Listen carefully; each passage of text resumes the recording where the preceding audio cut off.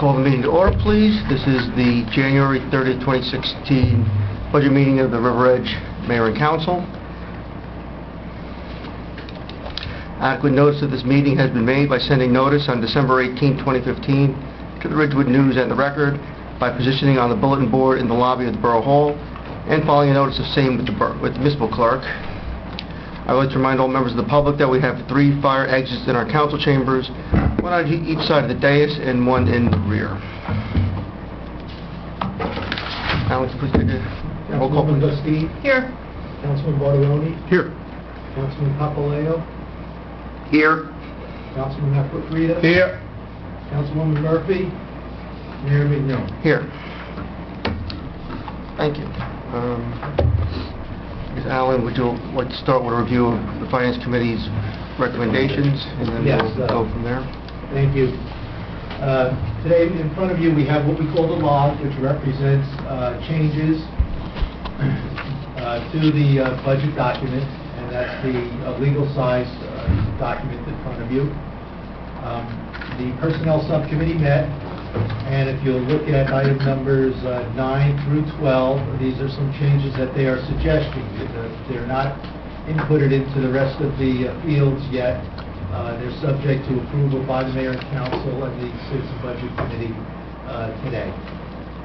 So the first item, item number 9, is a slight adjustment to the construction code officials area for a step increase. $920 is the increase on that line.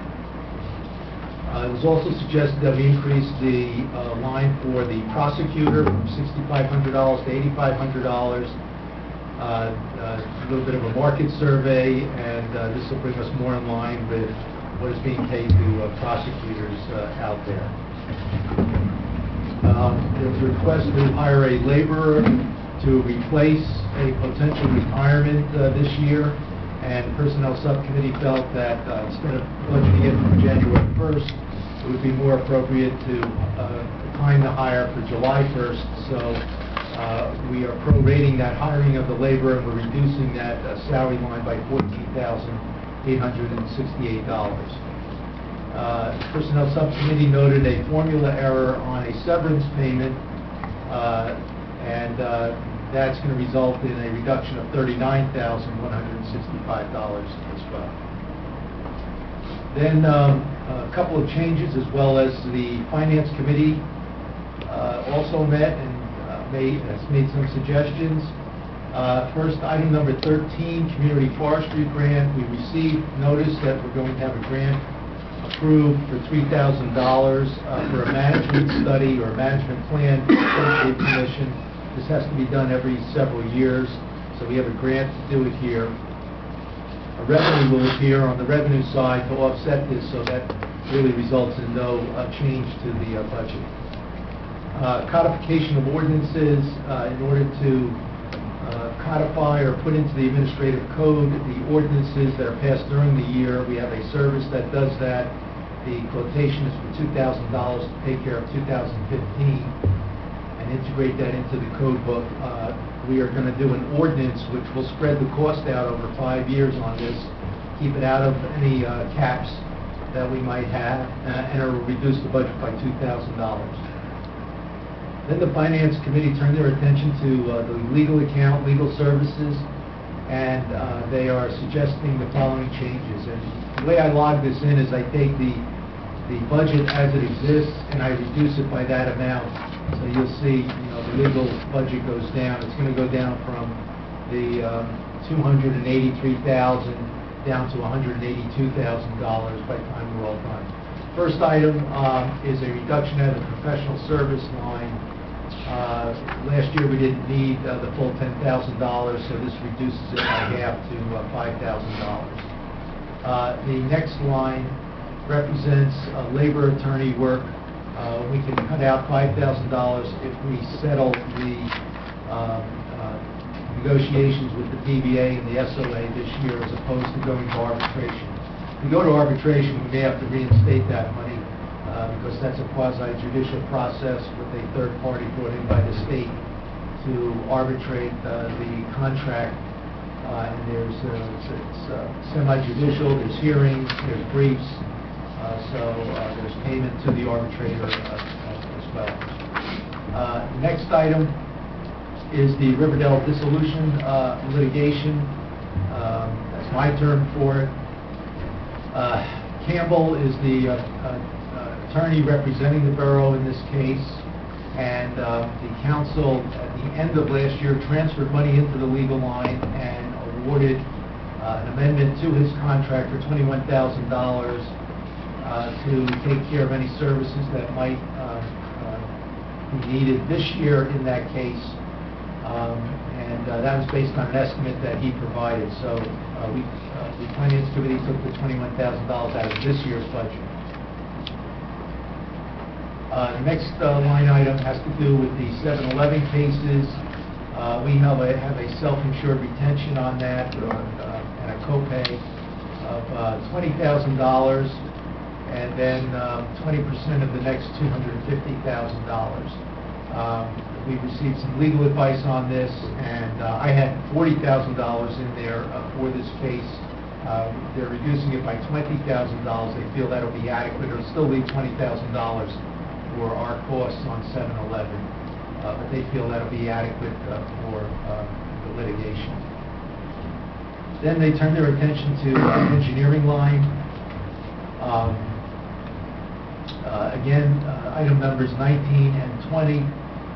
19, we amended that contract, I believe, at the end of last year to Mr. Costa, so we could cut out $2,000 out of the engineering line. The generator for fire company number 2 has been designed, so we're only looking at inspection, and that should be covered by the ordinance that we have, so they cut another $2,000 out of that. We had $36,000 in the engineering budget for a grant consultant. That's based on what one company called Millennial would charge us. They're recommending that be eliminated. The firm that we had last year specialized in Department of Transportation grants. We did receive 2 grants, which, in my opinion, we will not complete this year. So we will be busy working on the Safe Streets grant and Transportation Alternative Program grant, as well as making applications to the DOT for other street programs. The engineer and myself will file those applications on behalf of the borough. So they felt we could reduce this budget by $36,000. The next line, 22, has to do with those 2 grant programs, Transportation Alternative Program, TAP, Safe Streets. We have 2 capital ordinances which at this point are untouched, so there's no need to put additional money into the operating budget for those grants, so they reduced that by $17,000. And then these 2 projects here, they don't feel will be a go this year, at least that's their opinion at this stage. We'll see when we get the capital. But the generator for the library has been suggested for a number of years by emergency management. If we don't do that, we won't need the engineering that goes with it, or if they do it, you could do the engineering through an ordinance. So $4,000 came out here, and $4,000 was reduced to secure the Legion. We're pursuing plans this year on a community center. The Legion has been secured. This was additional funds for an architect or engineer to continue to look at the Legion building and make any recommendations that might be necessary. But the need wasn't felt for that, so that has come out also. Let's see, this line I have no change engineering services. I don't know what happened there. Economic development, line 26. We had this in last year. We had $20,000 in last year. We were pursuing for a couple of years a special improvement district. That did not pan out.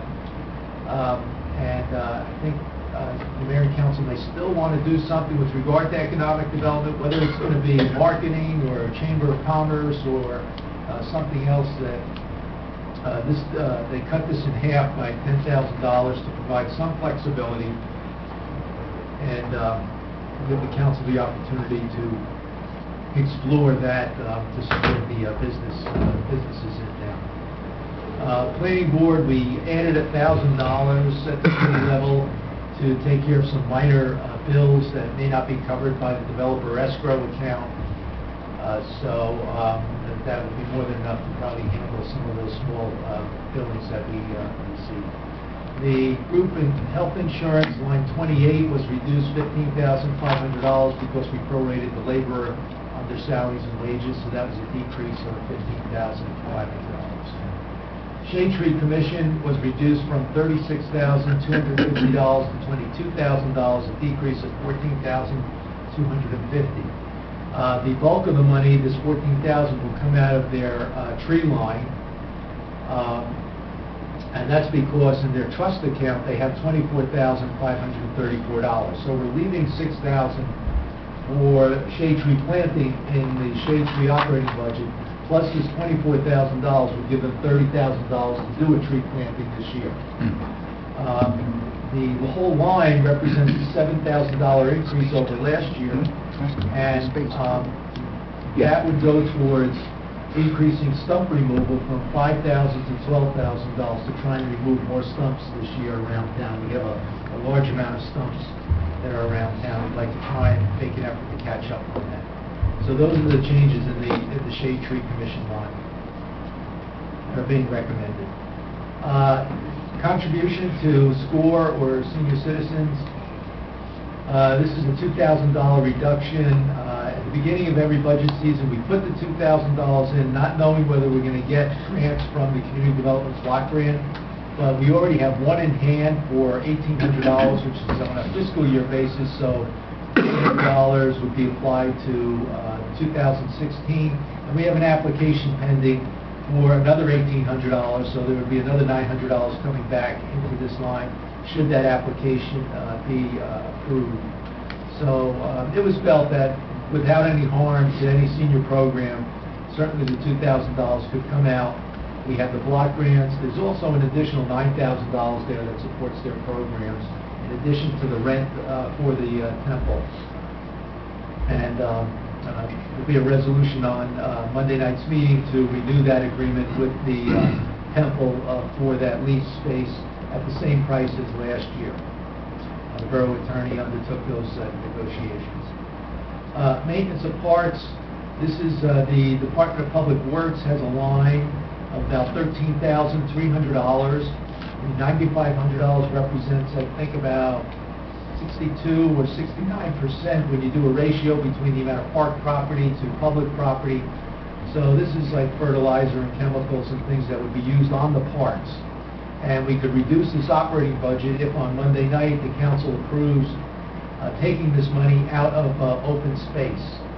For the last, I think, 3 years, or maybe 4, we have made this reduction in our operating budget and given the DPW $9,500 out of open space to continue to maintain the parks. Celebration of public events. If you remember, several years ago we created a trust fund for special events that currently has a balance in the trust fund of $31,480. So it was felt that while we had a request for $5,000 for July 4th for some of the bands, that could be reduced at this time by $4,000 to $1,000, given the amount of money that we currently have in the trust fund.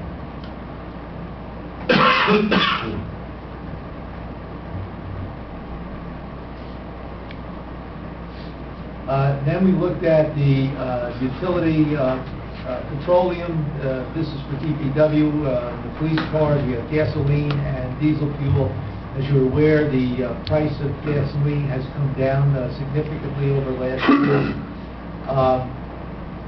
We felt that we could reduce this to $520,000 to $110,000, and this would still leave a little bit of growth should the price of gasoline come back to maybe $2.80 or $3.20 per gallon. Then we took another look at the Bergen County landfill. My initial number was $325,000. This was reduced to $290,000, which I believe is where we were last year, a reduction of $35,000. The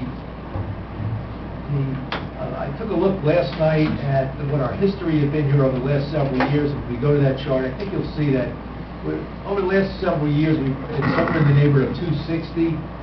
So, your guess is almost as good as mine. It is as good as mine in terms of whether the economy will bounce back and people will be at furniture stores throwing out furniture, buying, new electronics, and, getting rid of whatever they can get rid of. And now replacing it, our trash costs will go up.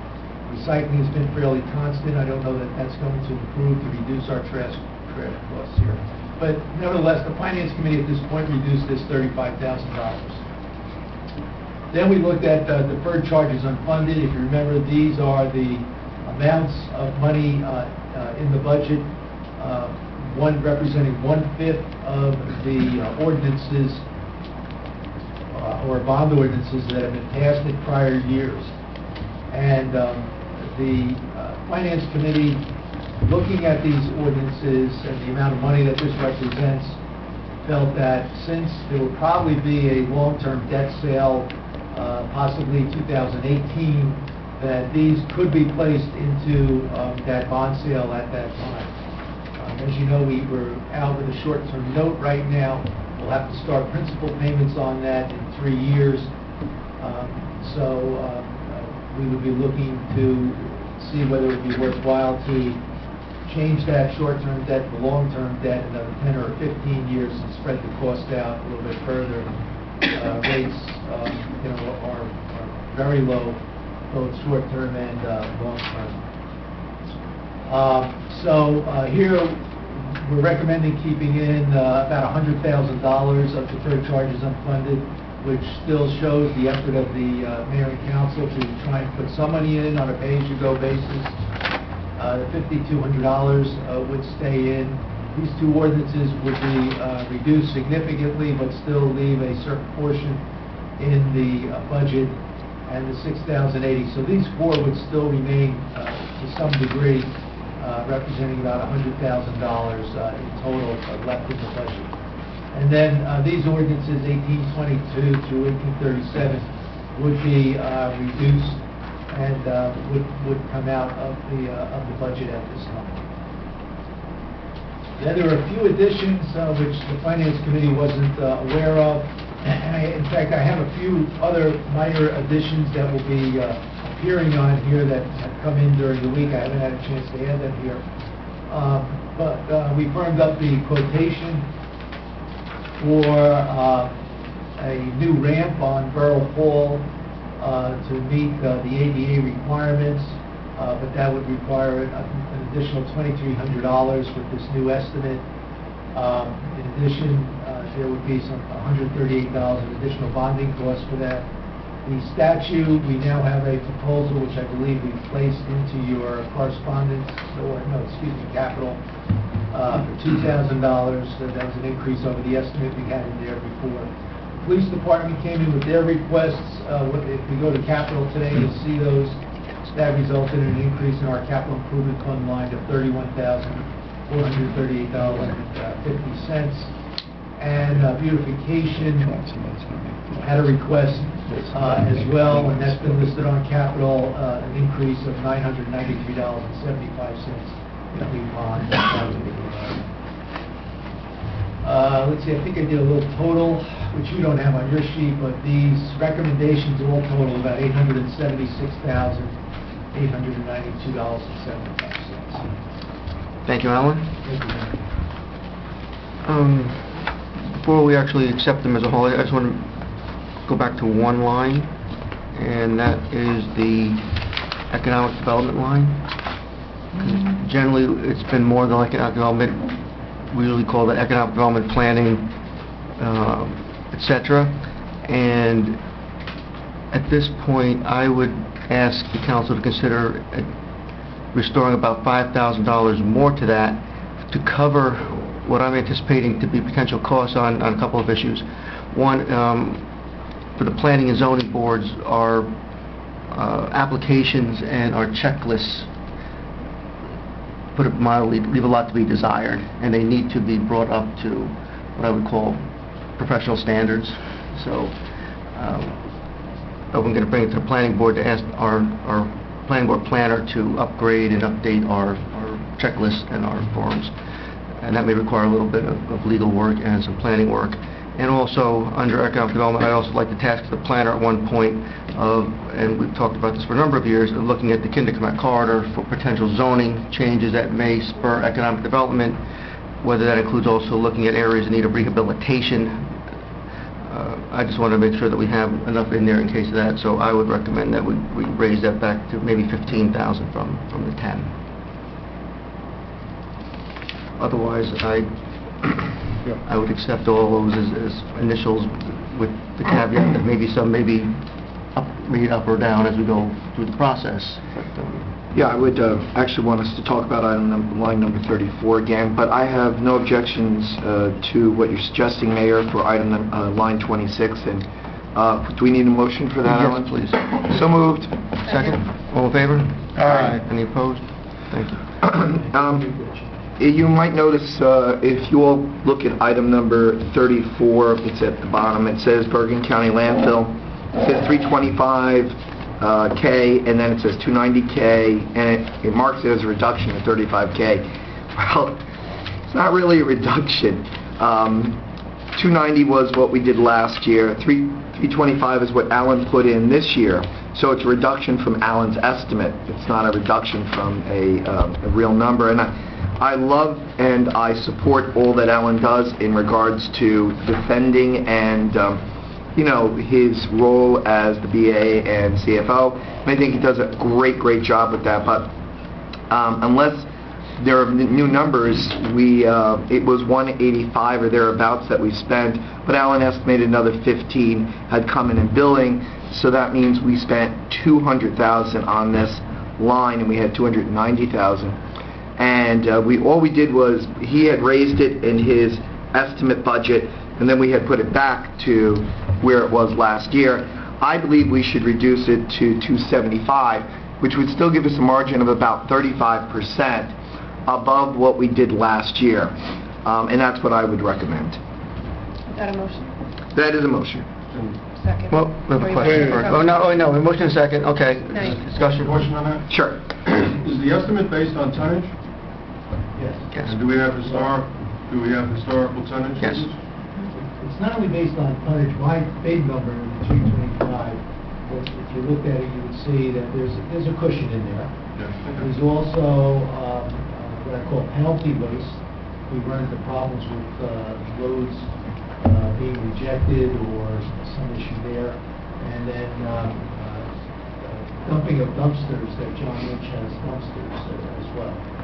So that's all I got for the big number. Certainly the 275, I could live with the 275. That still leaves a little bit of room, certainly over what we paid last year purely for the tonnage.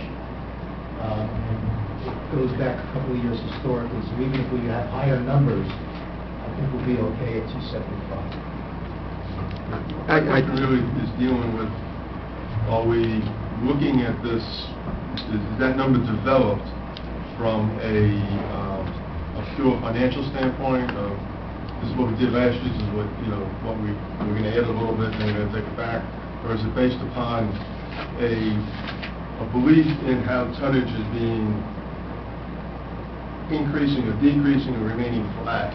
And is there also a variable in the rate for the dumping? No, that's by contract. Yeah. And what Alan's doing, and he's doing exactly what he should do, and again, I applaud his fiscal conservative approach, is he's saying, well, what if? But the majority of this is built on, as he said, people putting things out like TVs and getting rid of items that they no longer want. So he put in essentially a 45%. Well, at first he put in what I would calculate as a 62% margin. Then we reduced it back to the 290, which is about a 45% margin. And I'm saying let's put it at 275, which is a 35% margin.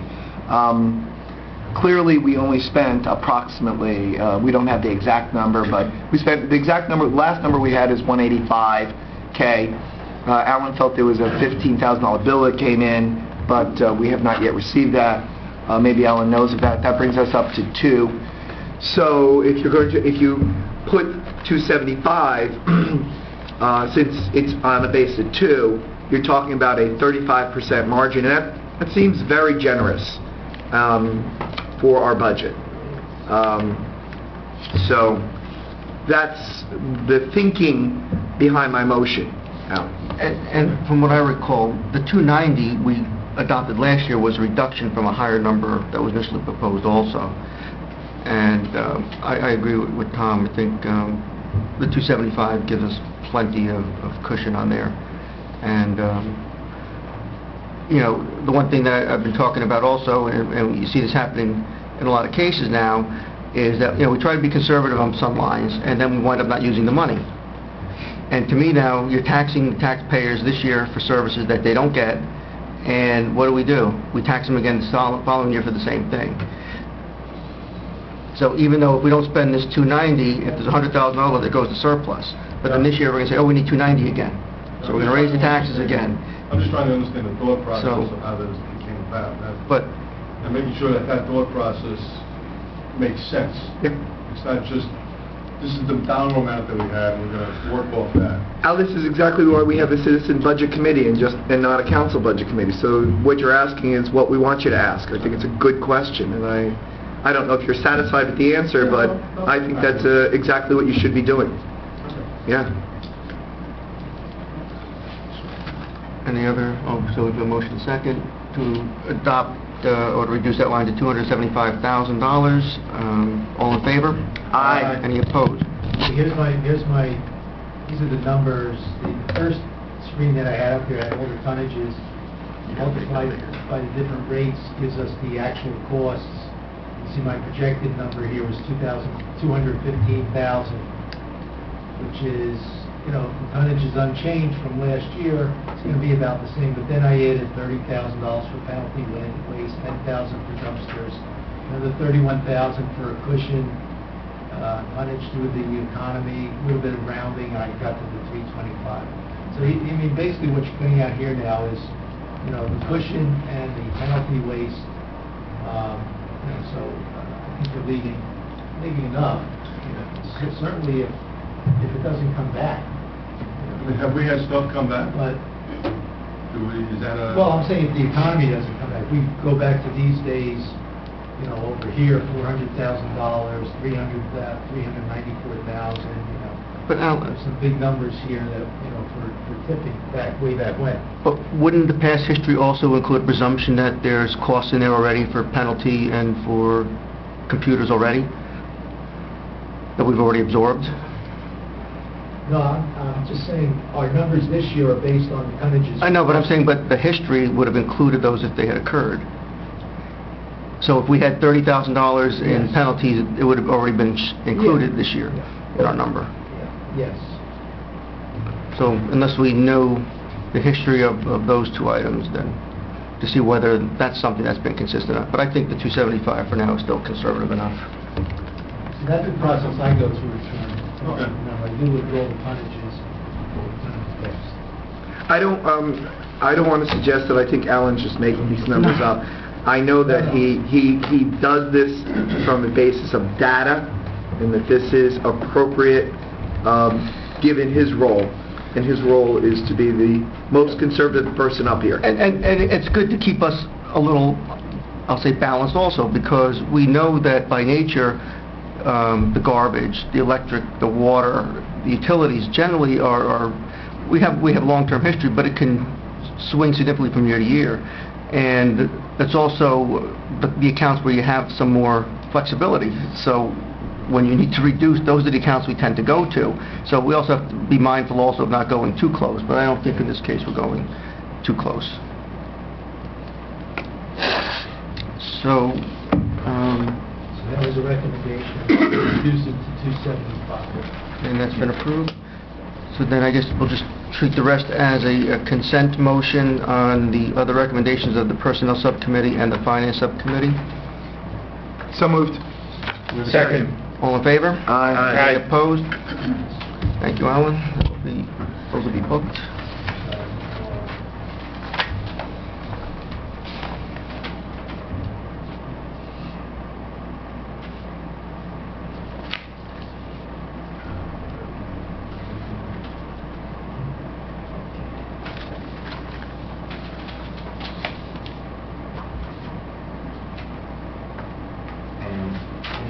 accounts you want to look at? Have you done a calculation booking these to see where our position stands? No.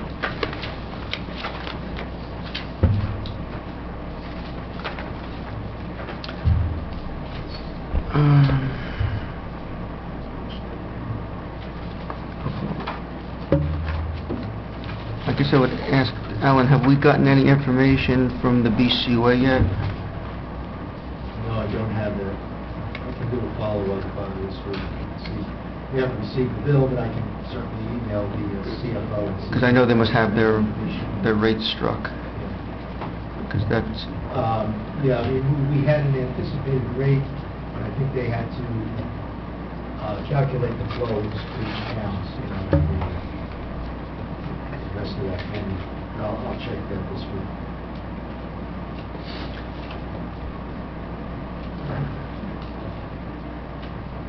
well, we're talking about,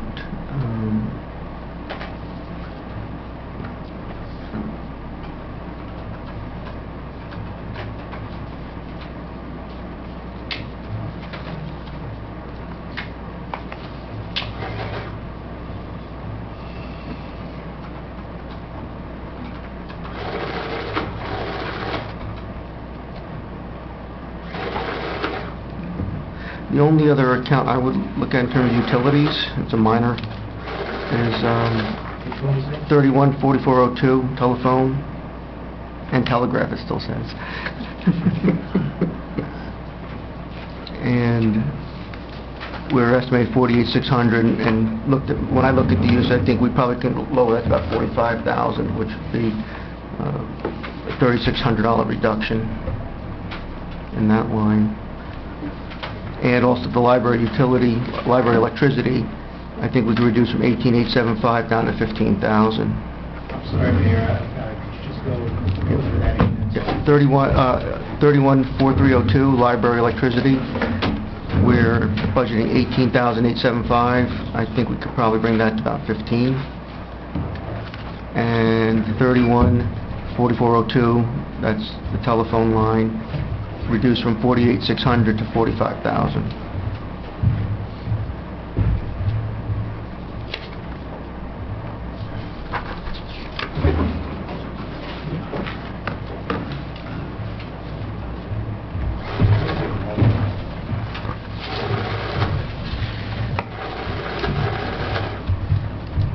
Is it just me, or does that seem like an astronomical number?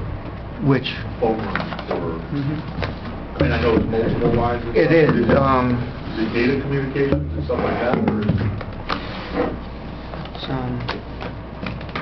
I mean, they say an error of 40, a phone line for 48,000, just sounds like a lot of money. It's split between landlines and wireless. But soon to be- Yeah, if you, It's a, do you have the packet with the, Alan, I'm going to give you the whole printout of the budget, but if you get the whole budget, the sublines are made up from our AT&T, which is our cell phones, and then it looks like we still have a long-distance service, something, I don't know what that is, 5100. There's a generic telephone service for 21,000. Fire companies 1 and 2, OEM, cable, 4402. DPW cable, Thank you. utility audit, which, are we still doing that, Alan? Yes, we're still in the payments on it.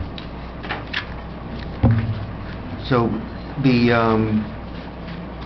cell phone the budget's 14,600, and the general telephone service is 21,000. That's the bulk of the number. And it looks like, you know, on the cell phone line, this was as of the 20th, so there still may be some December bills in, but we spent 14,000 out of the 14,600, so that's probably a good number. And the 21,000, we've spent only 16, so that's where I think there's some room to bring that down a little bit. Do we need a motion on those two reductions? So moved. Second? I'm not sure exactly where we are, Okay. so I cannot vote. Okay. until I know where we are. I'm recommending that the library electricity, 314302 be reduced from... No, hold on. 314302. Yes, Okay. from $18,875 to Yeah. $15,000. And 314402, that's the telephone line, from $48,600 to $45,000. Sure. Second, yeah, if you want to vote. All in favor? Aye. Any opposed? Thank you.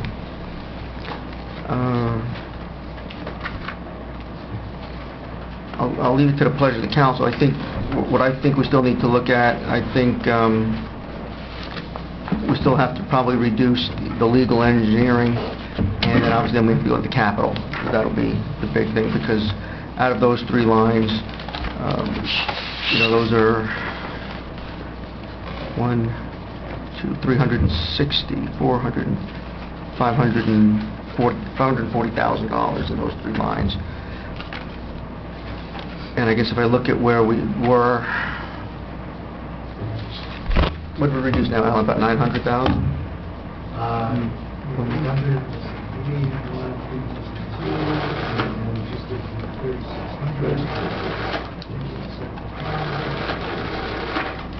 389,367 dollars, divided by about 135,000, is 6 points, times 38, roughly about a $232 tax increase on the typical home, without looking at revenues or calculations.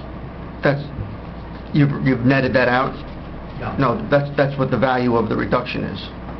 That brings us to that's the value of the reduction. Yes. Yeah. Another $232. That's $232. Off of what? 400.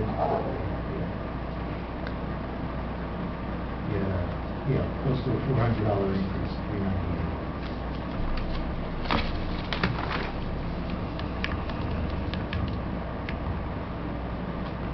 I'm sorry, what was the previous increase?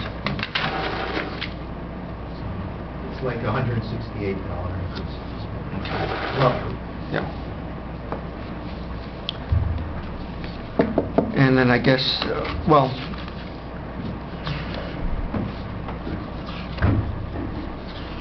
I've looked at the revenues. That's my recommendation on revenues. Do you want to look at revenues, or did you want to? My recommendation would go to capital. Capital. And you have an extensive capital list. Once we get the appropriations, we can then do a better calculation on our reserve for uncollected tax. We're close to February 10th, we have our percentages. So,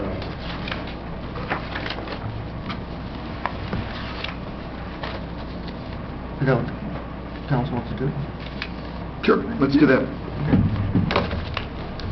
I did put a hard copy of the capital behind those sheets. And very quick refresher, remember we have the department, we have the description, these folio numbers tied to the red book. The department's provided detail on these items that can be found in your red book in the upper right-hand corner.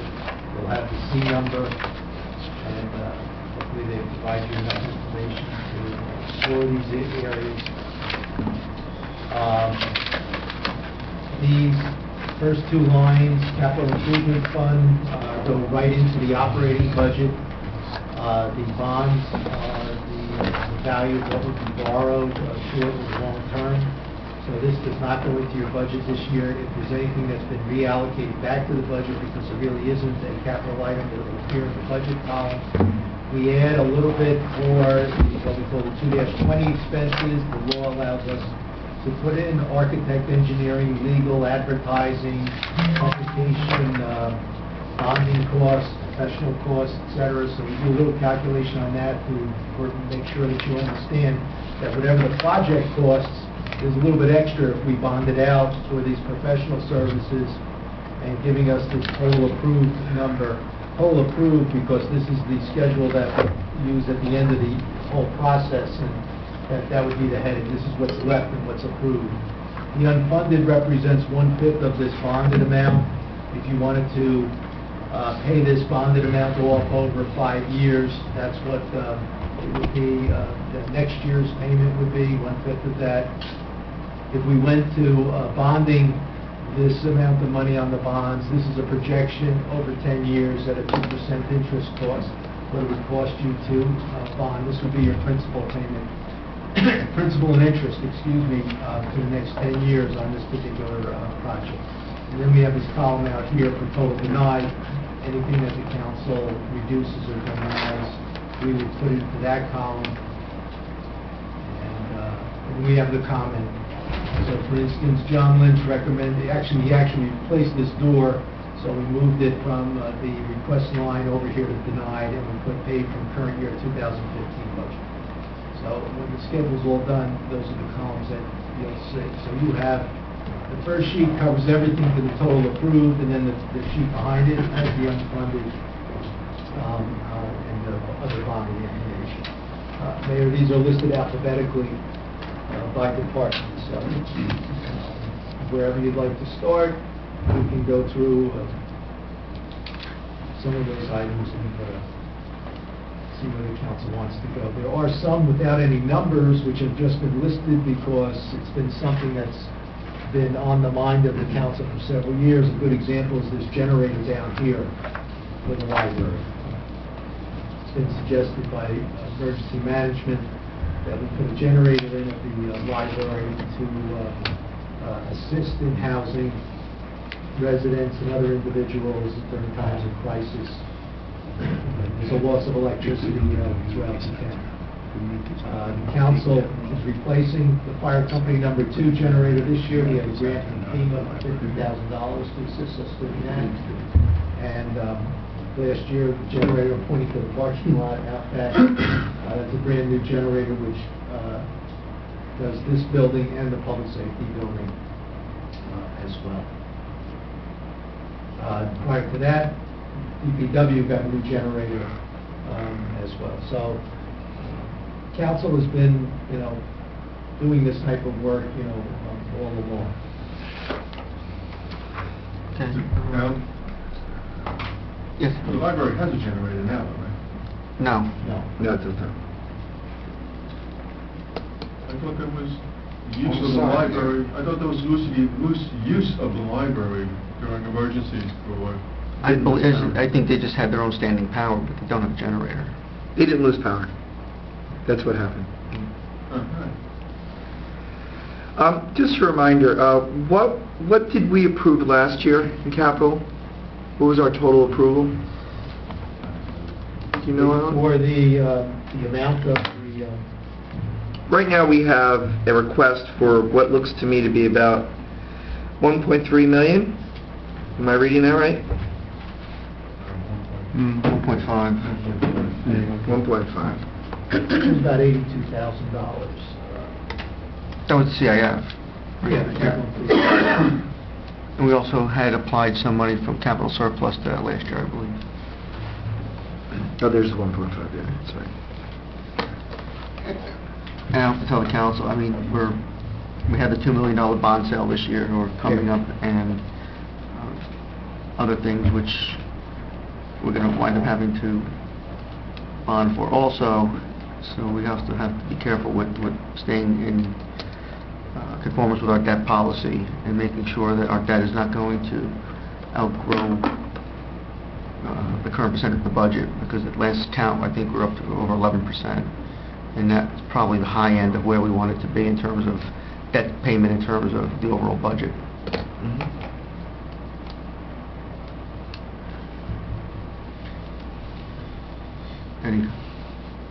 First thing I would suggest,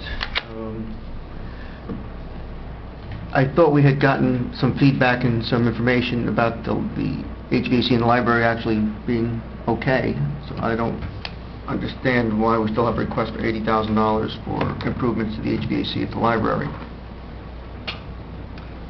I think we provided the proposal here, so I think everybody would have to go to the information that's provided by the professional that we hired.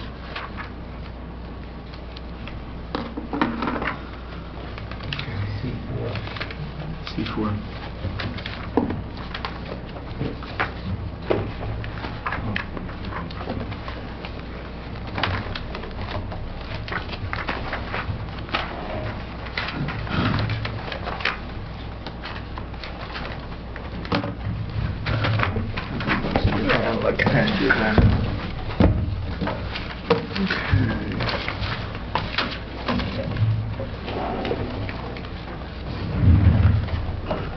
So they want to replace the AC system. Now, I have been to the library and did ask Dara about how he thought the whole roof and the work was done, and he was praising the work, but he said, however, he said our air conditioning, one of our units, one of our zones in air conditioning completely failed.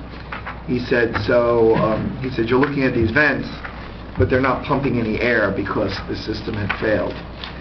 Now that was anecdotal. I did not ask him for any details about this, but I assume, and I may be wrong to do so, that this is what they're talking about, that the units, though some of the units have failed, and I think that might be where it's coming from.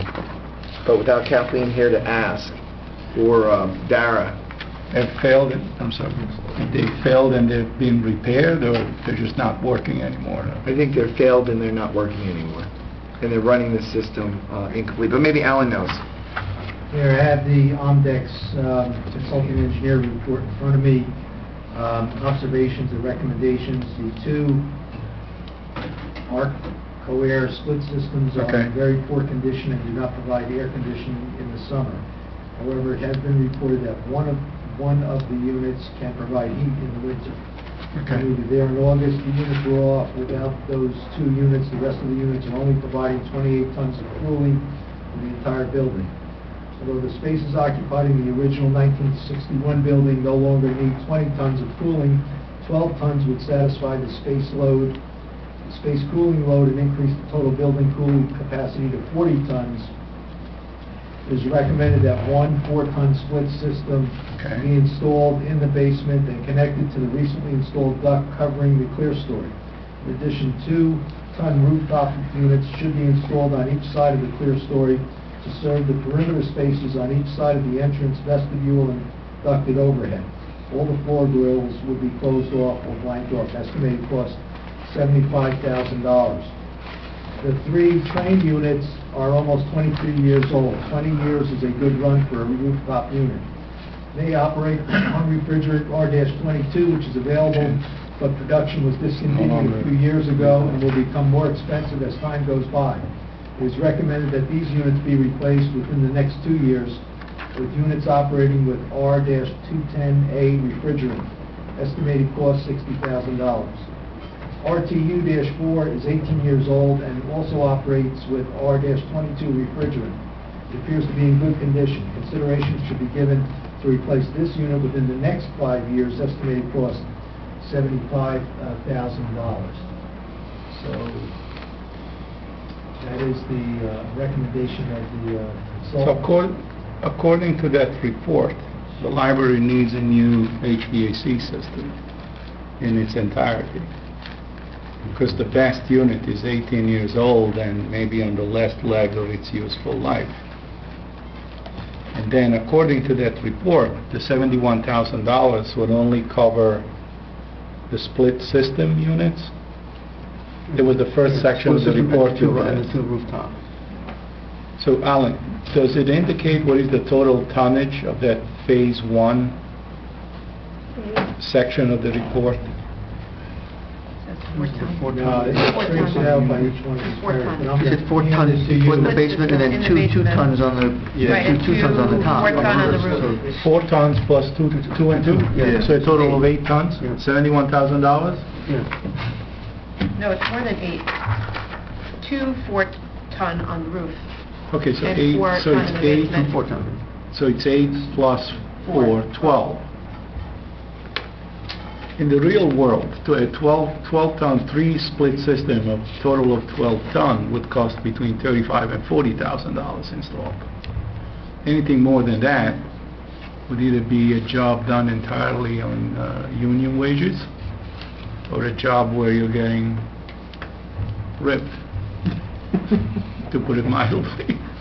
So the point of the matter is, I'm sure there's a lot of Omdex covered their behind when they started to put their word out there, but I think the $71,000 estimate is excessive for the 3 4-ton split system. We're not talking about the rooftops, we're not talking about the other 2 sections of the report. As a matter of fact, I only posted what John Lynch had indicated, which was the $75,000. You see now there's another $60,000 in there. And more. And more. And Well, more. yeah, but that could be 5 years down the line, Well- 25. But the $60,000 isn't up on your screen also, you should note that. But that's Yeah. $75,000 in equipment, and if we have to publicly bid that, you're going to add another 20% to that. I would suggest maybe Vito, if you want to review that in a little more detail. Yeah. Before we, and then we can just table this for now and come back to Sure. this item. And if That's we need to it. speak That with... report is in this red book, right? Yeah. We'll get you another copy. Yeah, please. And if you want to speak with Mr. Ondex. I will. Yes, sir. With regard to this whole topic, just a thought that's probably been taken under consideration with regard to rooftop units, if they're included or not, with the roof and work being done, what impact, and I'm sure that's been thought about. Where? but- In the library? Yes. Yes. The roof is finished. I know, but now I'm talking about possible replacement of units. What's that going to do to the warranty, the installation, et cetera, with... The way this works is you have to use the roofer that carries the warranty. So you can't bring in another roofer to redo the flashing around the new curbs, possibly the new curbs of new units. These units are antiquated, so most likely what we buy may have slightly different curbs. Curb is the vertical section that literally connects the unit to the roof. So the unit sits on a curb, then it's all flashed, so you don't have water penetration inside. That work is done by a roofer.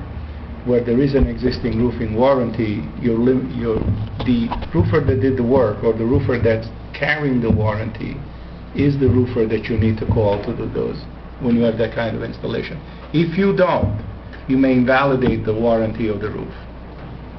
But I think Vito's larger point is, should we be looking at a total replacement of the HVAC system as opposed to doing these piecemeal? Well, I think improvements? So that's one thing I think we certainly should look at.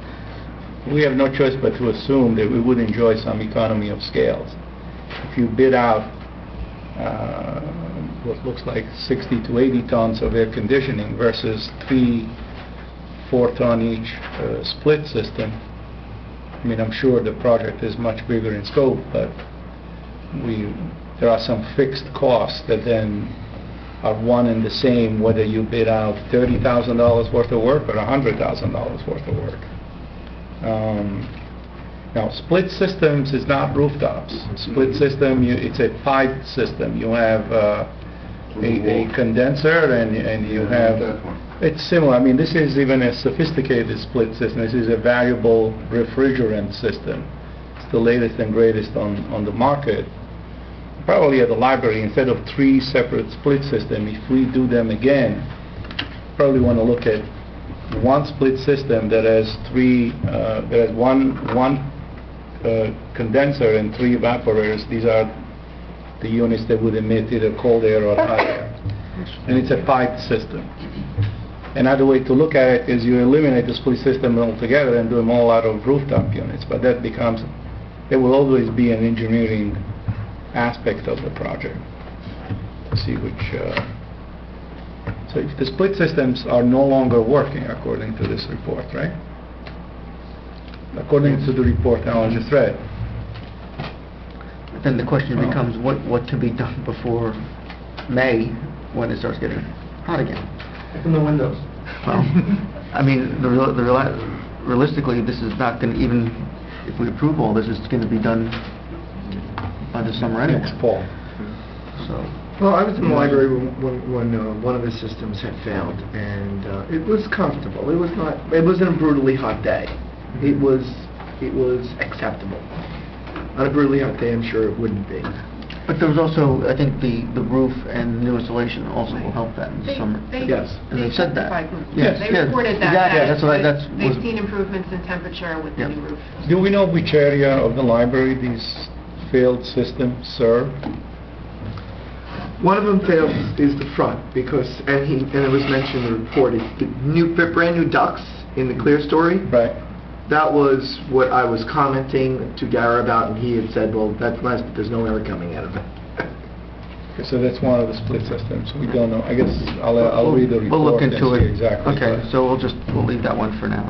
Mayor, the Riverside Cooperative has asked for information on the road resurfacing program.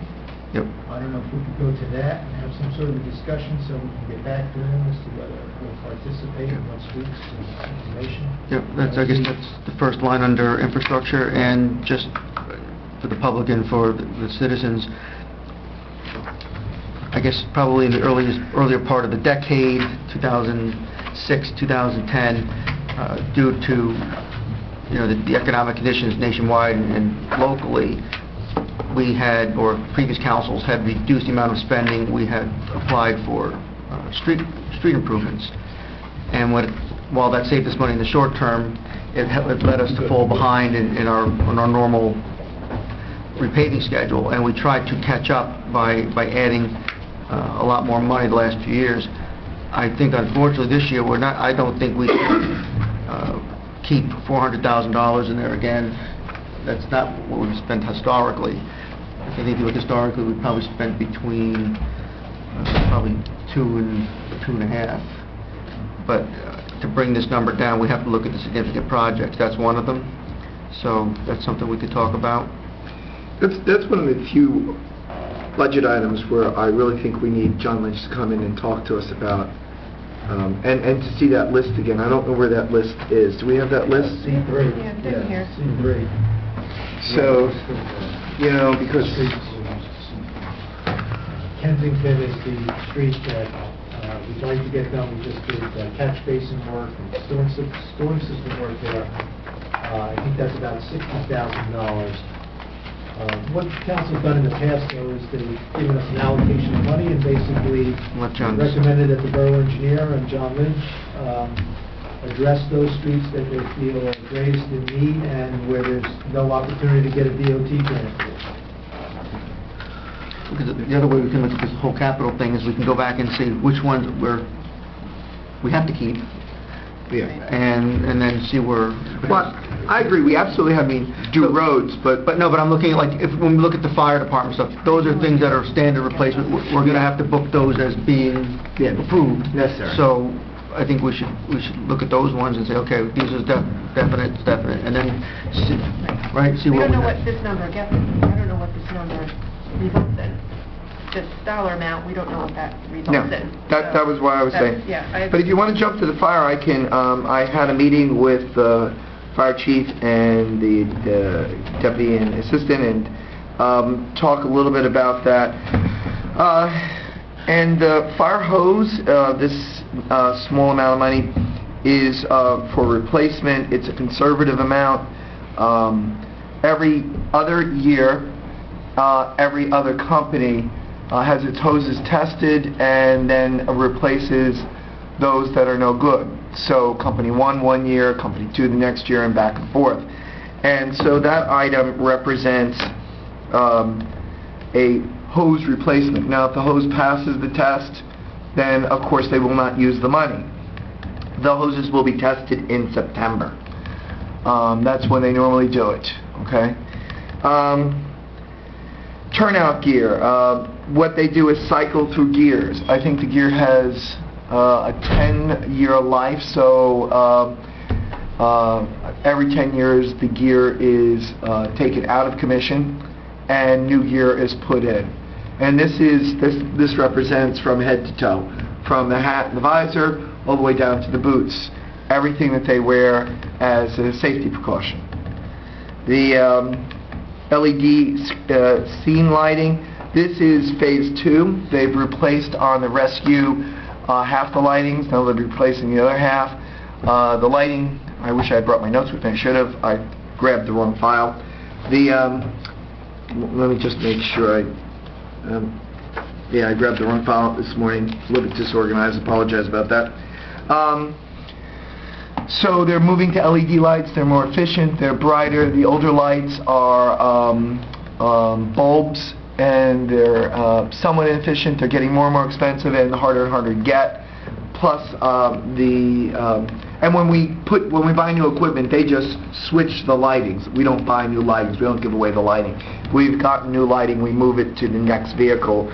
So I want you to know that that would be a case. Pagers, that they are updating the pagers. They have two systems to be notified of a fire. One is the siren, one is the pagers. After a certain point of the day, if it's not life-threatening, it comes only on pager, it doesn't come on sirens. But if it seems like it's life-threatening, then sirens go off. So the pagers are the only source during the late night hours if it's non-threatening. AED, well, I think everybody knows that. That's a defibrillator. What they want to do is make sure they have one on each engine. They do not at this time. So this would complete all of our vehicles. This became abundantly obvious to them in Sandy, and again, it was reminded to them in our recent snowstorm, because what happens is every truck goes out separately. They're working with the ambulance. They're checking out different calls, and so they want to make sure that they have the ability to do defibrillation if necessary. Same thing with chainsaws. These are new chainsaws so that they have one on each. For instance, I believe, I shouldn't say, we had one member during Sandy who was moving on our streets, and they were in a borough vehicle, one of the fire trucks, and a tree fell in front of them, and before they could back out and move away, a tree fell behind them. And because they had no saws, that vehicle was out of action until someone came and rescued the rescuers. So that would be what that is. Tablets. What they want to do, what they're doing, this is a new item here. Right now it's 1,000. I believe they're going to actually bump that up. The tablets are small tablets. They cost about $33 to be installed with the mounting, and they're not as sophisticated as this, but what they do is they get downloaded with all the borough's information, updated information, as well as the tri-borough information. And so when they report to a scene, one of the crucial things they want to know is this a residence with an elderly person with oxygen?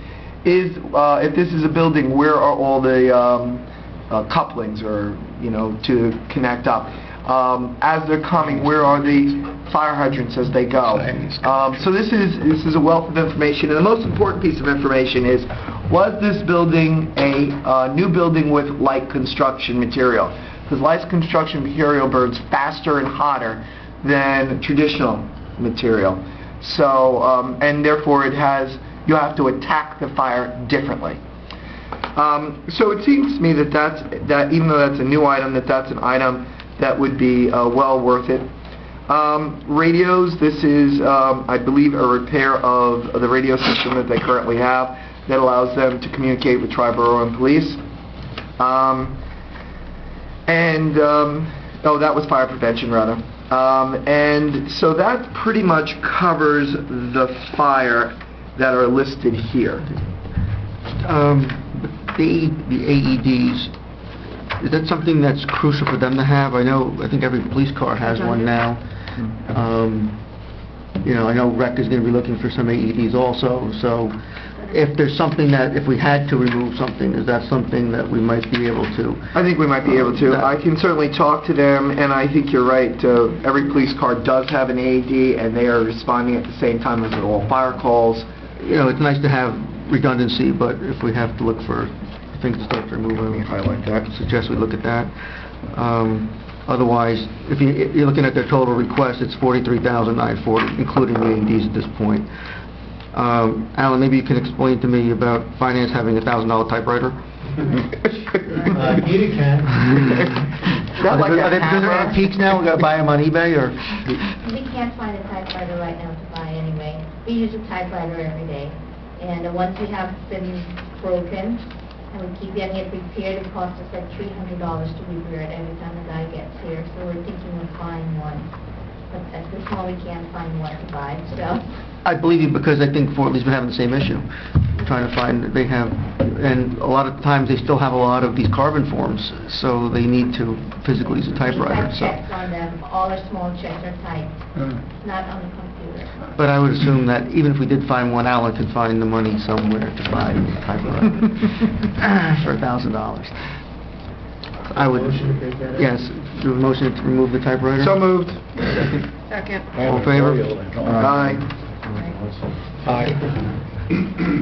So Tom, 1.496 to 1.495. Woo-hoo, we're doing a great job. Yeah, I think we should confirm whether we want to approve John Lynch's request for a new pickup truck and an engine. I know John has been, he's very prudent when it comes to or to equipment replacement. He's not requested any other major purchases this year. So, generally when John says he needs equipment, I believe that we need the equipment. Is this a replacement, or is this an addition to the fleet? No, it's a replacement. It's actually replacing a dump truck that he doesn't need anymore. So. I think the DPW may also be in need of some improvements to the facilities. They do, and I mean, it's...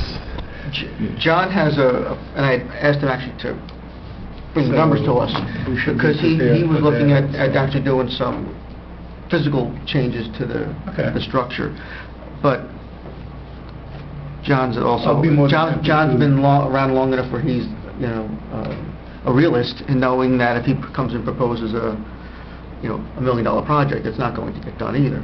But I don't think that's the order of magnitude he's talking about. So when I was the liaison, I used to tell John, I said, bring up your requests, so at least they're in the pipeline, and leave it to the council to prioritize.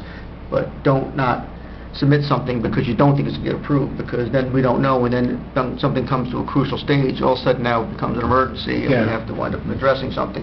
Because I know there's issue with flooding down there, but he did have some good space management ideas he had talked to me about.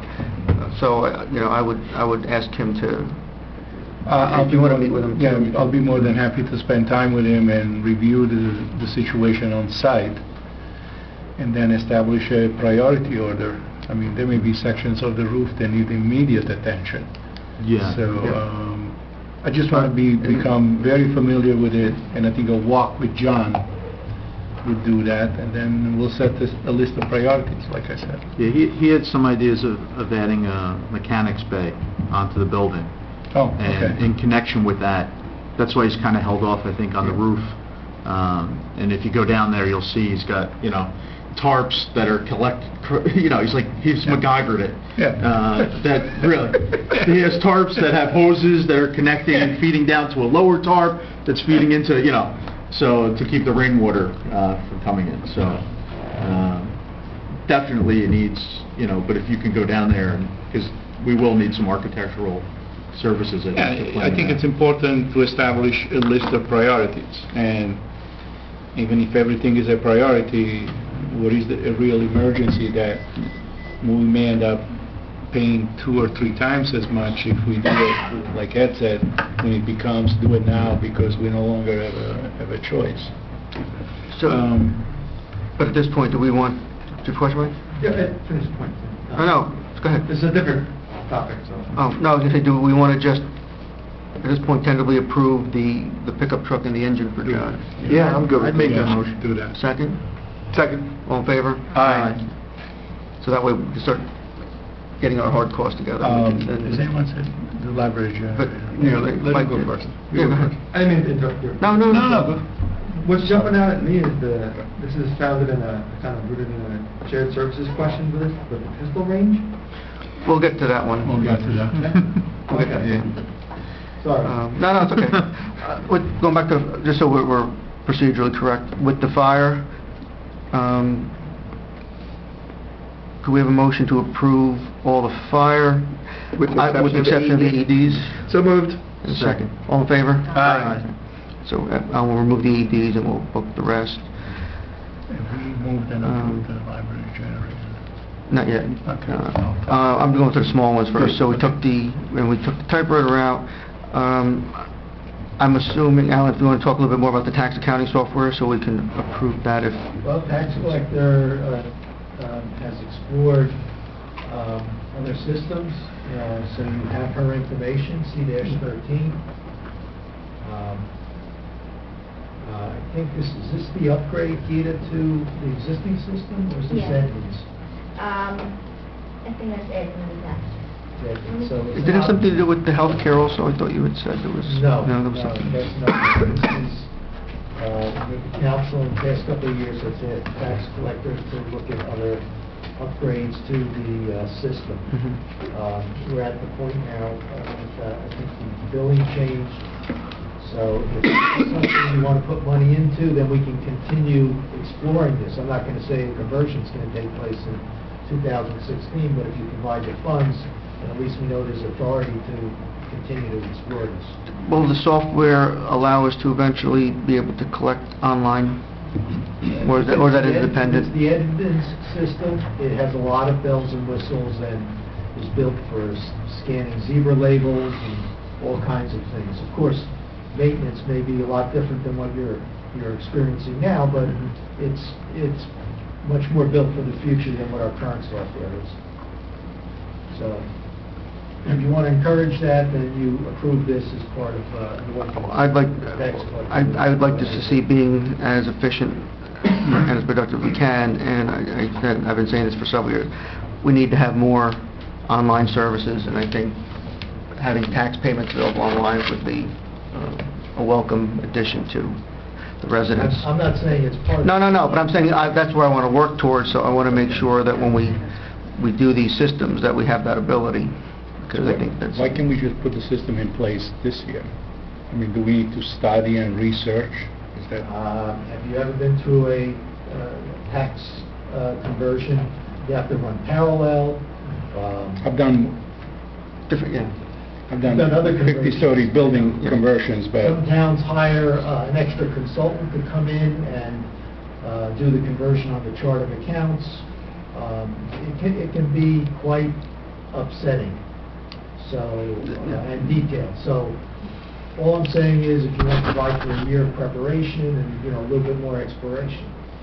we'll do the year preparation, but then at the end of the year, will we have... Well, I don't want to keep this in. I want to, Yes, yes, I prefer to identify and move forward with Yeah. a solution. The best time would be to start on a January 1st thing, Okay. or beyond that. So we'll use this year to fully vet If and It research. shows the department that we're serious about Yeah, this. But they couldn't start looking at conversion to be anticipating for next We January. might buy it in November. So I think And then that's... set the course of action, yeah. Well, then that's, to me, that's the... Set a course of action. If you don't path put we the should money be up on. there, then we're not going to buy it. So, Don't worry, we'll put... do we the have, money. do we have a motion on the tax accounting software to... So moved. Second. All in favor? Aye. Okay, Alan, here's your Christmas present. Can we, Mayor? Yes. We approved the fire, did that include fire prevention in Yes, your mind? yes, Because the it did radio- in mine. yes, the radio. All right, so it did include Yeah. C-18. And when, Alan, I didn't look in the book, the health department, $600. Yeah, I what is just it? noticed I didn't have a description there, but I think it's a new printer. That's what it says. Okay. Printer's not working with the Okay. computer. All right, so do we want to have a motion to approve? I make a the motion print? to approve the printer. Second? Second. All in favor? Aye. So we're booking that. Police, with the exception, let's talk everything except for, let's go line by line. So the computer replacement, I guess that's a standard Yes. replacement. The traffic cones, that's something we've been doing every year Yes. also. The tough book has been an annual replacement. Yes. The curtains for, I thought we'd done all that at the... And the curtains need to be range. replaced after so many years. When the curtains they can only absorb so much impact. After that, they are no longer effective at stopping ricochets or for bullets. So it is a regular line item that he puts in. I don't know if he puts it in regularly every other year or every 2 Yeah, no, years. we had done it for a couple of years in a row because he said we hadn't done it, and I thought it was one of those things that once we did it for a couple of years, we had some more time. Do you want me to go back and talk to him about Yeah, it? it's relatively... It's depending on how much they shoot up, Yeah. shotguns and everything else. It's less, it's not one of the major items, so I would... Essential safety would- feature that we do. And then the body armor, Alan, is that something that we get the body armor grant for, or is that a different? Yeah, this can provide for a match for a Okay, board body so armor grant. that'll We can stay match in. if we have funds to do that. Radio replacement, that's a standard? Yep. Okay. And then I guess now, I believe, did we approve 2 vehicles last year also? No. No. No? I I thought don't think we did. Did we approve 2 last year? I don't know if we did. I went and physically inspected the vehicles that they currently have at both the crest of the chief and the PBA. I don't believe we can put off this. I believe that the vehicles, though they may not have a lot of miles on them, they never really shut down. They're constantly being used, and when a vehicle goes down, the cost of repair that mounts as vehicles get older. One of the vehicles is having body issues, and John has done repairs to the underneath the seat in the cabin area. We did buy 2 last year, right? Yeah. Yes. Because since I've been up here, we've bought cars, we had to Just bought about at every least year. 8 cars Yeah. in the last 6 years. Yeah. We've used to, first couple of years, we used to lease one and buy And one. then we went to purchase. And then we went to all purchases. Did the ones we buy last year, are they? They're running. They're doing a great job. Do we have As of what, last 2? week, there was still one brand new down at the DPW yard where they were putting the electronics in. So Oh. that one hasn't even, I don't think, hit the road yet. They were purchased late this year. And do you have a record when we purchased 2 before? Because I know we had bought some before that too.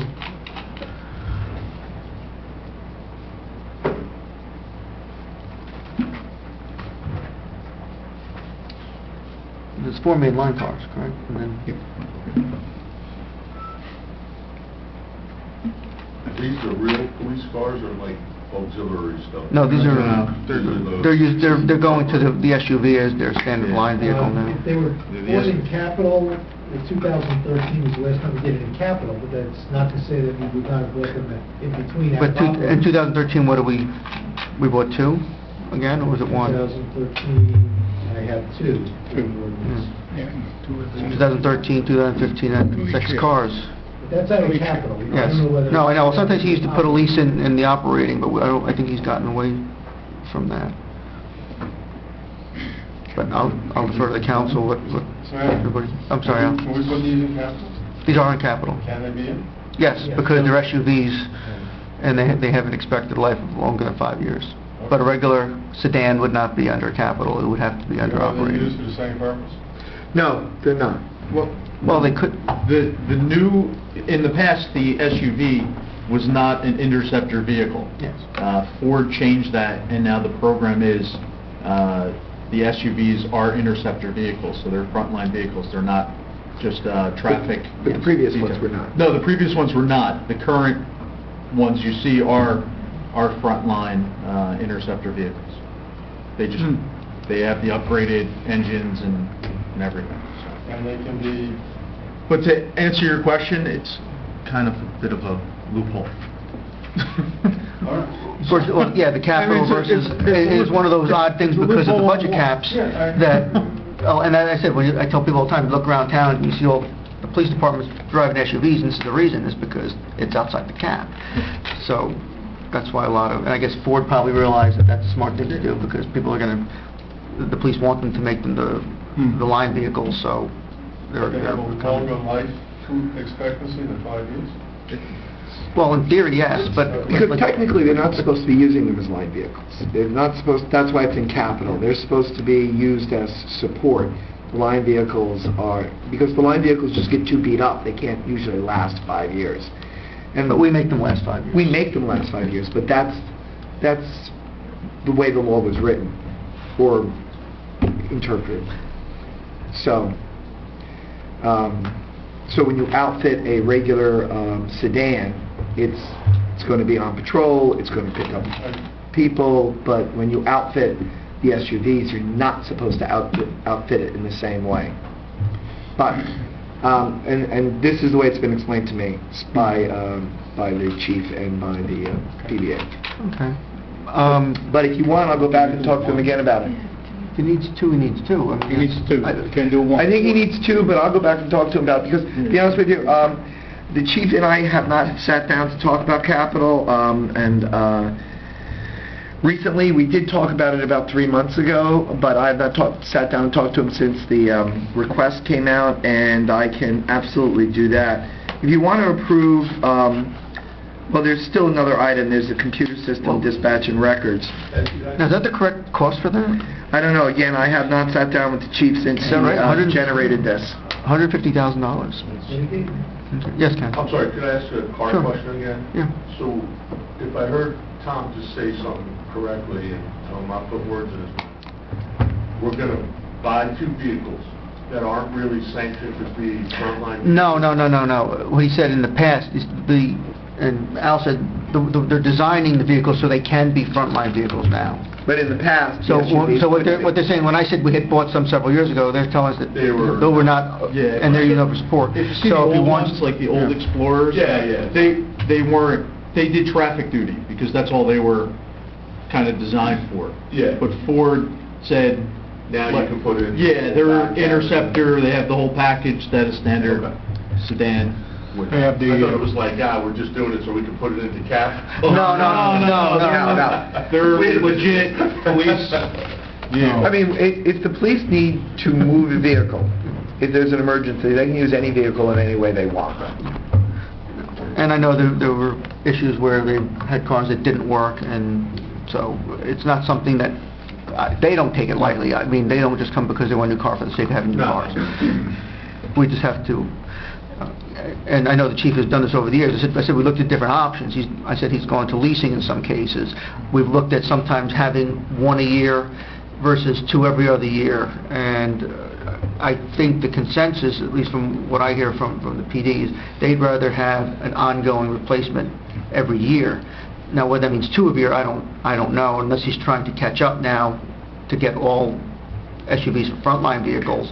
And then going forward, we'll have one a year, but I think maybe we need to clarify from the chief what the program is gonna be going forward.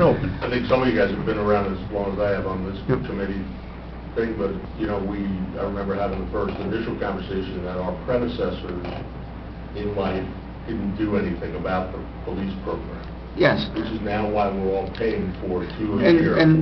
And you can see, Hasn't been anything.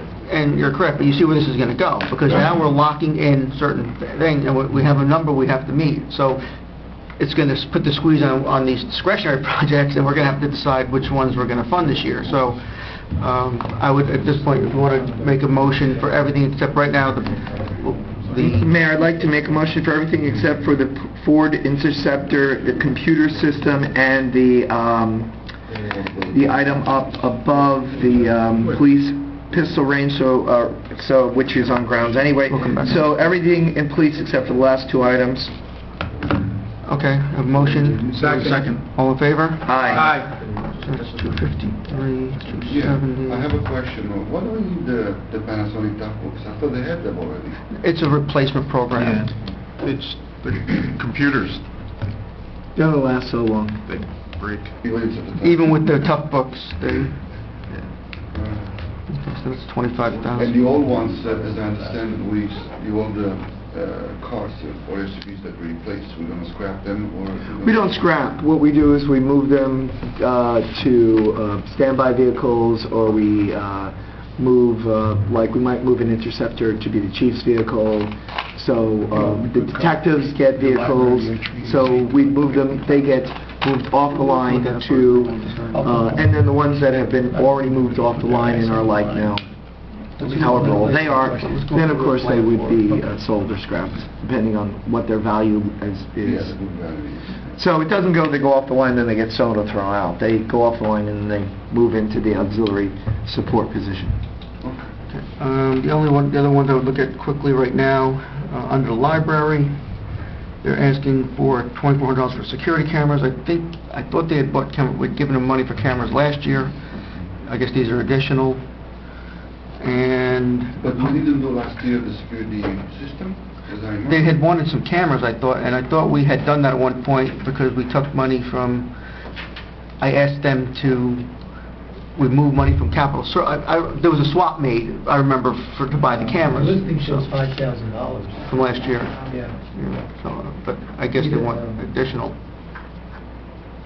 That's been used. Is the police recommending that as well? Have they weighed in on that? Tom?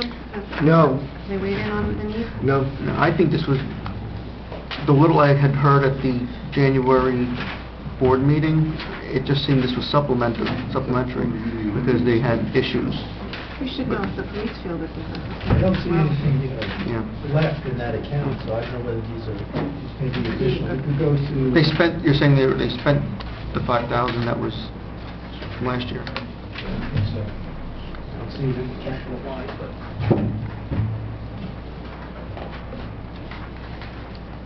C-1. So the public meeting room is a capital improvement? I'm sorry? Public meeting room is a... Well, that's because they want to make a physical change in the library to partition an additional area to create a Yeah, I think he room. had graffiti like in the stacks. Yes. So he wants additional cameras to watch what's going on. Well, in they the can get stacks. cameras like this, they don't,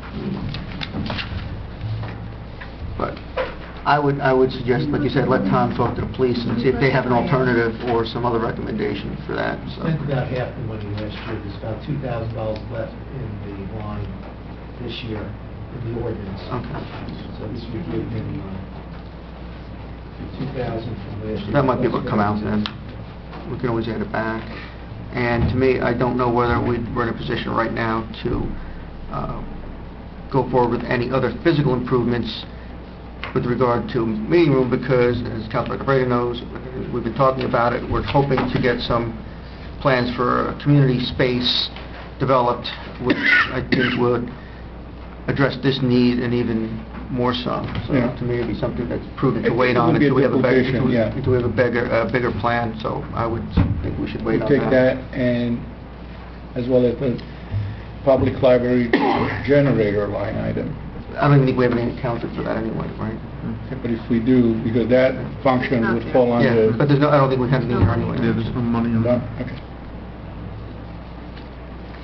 So, you want to make a motion to take the... I'll make a motion to remove the public room funds for the reason stated by Mayor. Should we take the cameras out too, and if we have to come I back, think we can- should, yeah. I'll second that. All in Yeah. favor? Library. C, both of them C1? Yeah. C1, yeah. All in favor? Aye. Any opposed? All right. It's, what time is it now? 20 to 10. I'm assuming we're staying to our 10 o'clock finish unless people want to stay, but I suggest we just work our way through. Yeah. Okay. Can I go back to one of the line items here in the initial budget summary? It's the Shade Tree Commission, 263022. Yes. There's a forecasted increase of $21,000 for this budget line. Yeah, that's one Alan had mentioned, we had reduced it back. Yeah, I have it up here, number 29.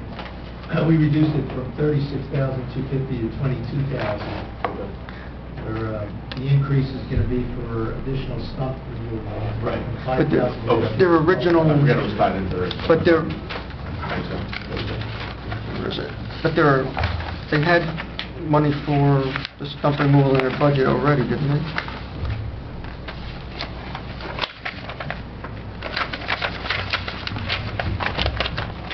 I thought I had it.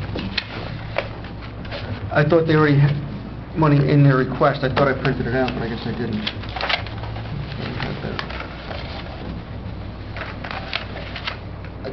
For Shade Tree, you're adding 7,000 more for, Stump removal. but I thought they had that in their request originally, They did. right? But that's going to account for the increase. I'm not adding more money. But they were approved for 15,000 last year. And they're also asking for 9,000 from open space Monday I night. transferred in money last year to help supplement the stump removal, so they could do a little bit more than what they were anticipating.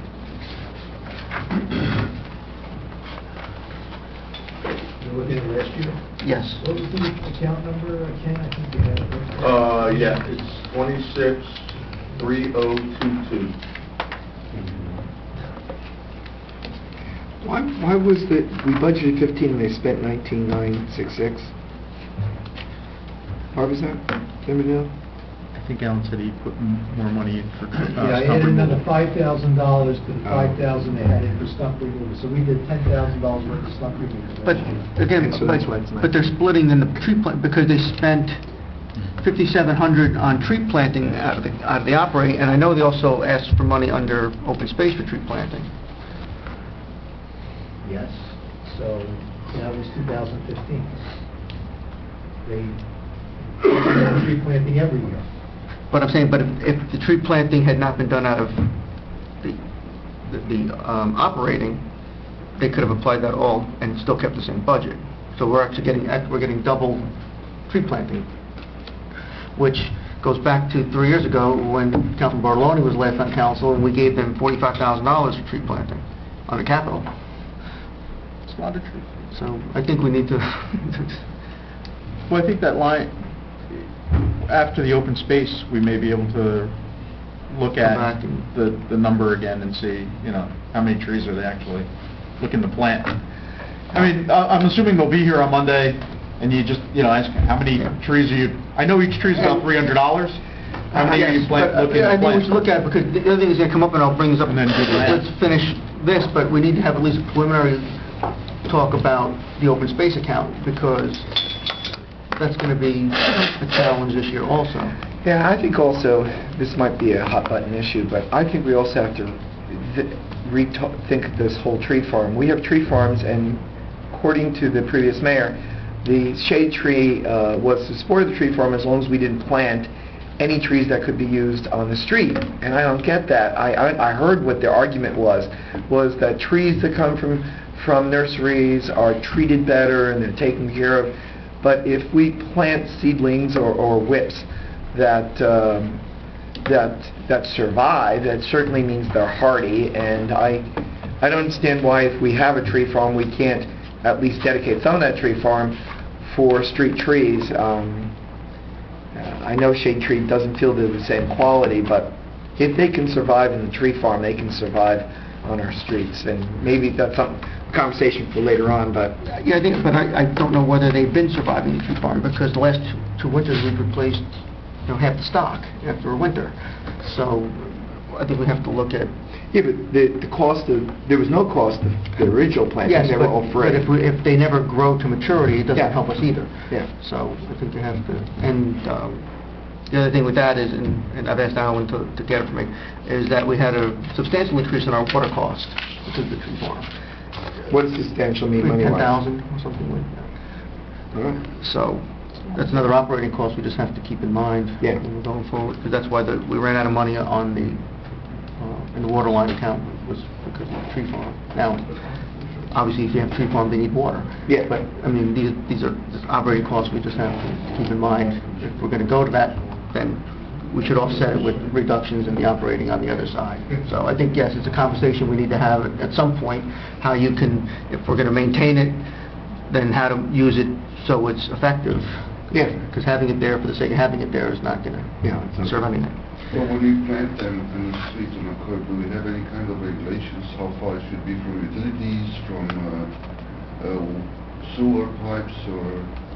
Well, I don't think that's the problem with the trees not surviving. What happens is, and I could be wrong on this, but it's my understanding that the shade tree plants the tree and they put a water sack Yeah, on the tree. The green one, that's it. But no one really comes back and refills it.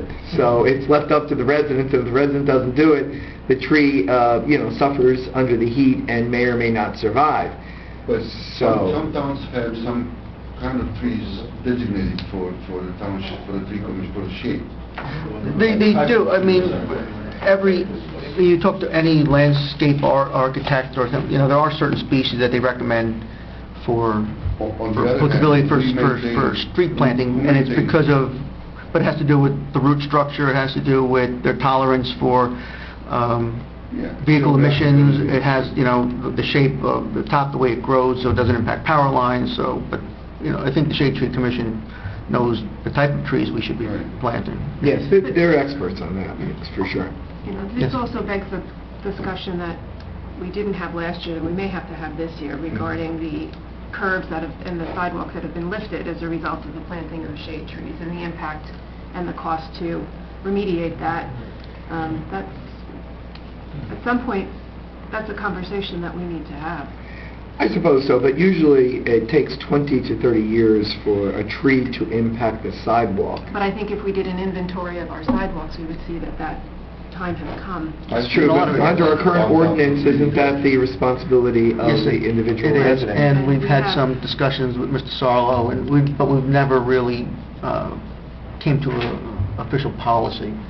That's something that, the council can look at going forward. What because it's about the something- sewer lines, the lateral that's going to the Well, mains? yes, but that's going to happen not necessarily from the shade trees. And anytime you have an impact on a lateral, it's generally from trees on private property.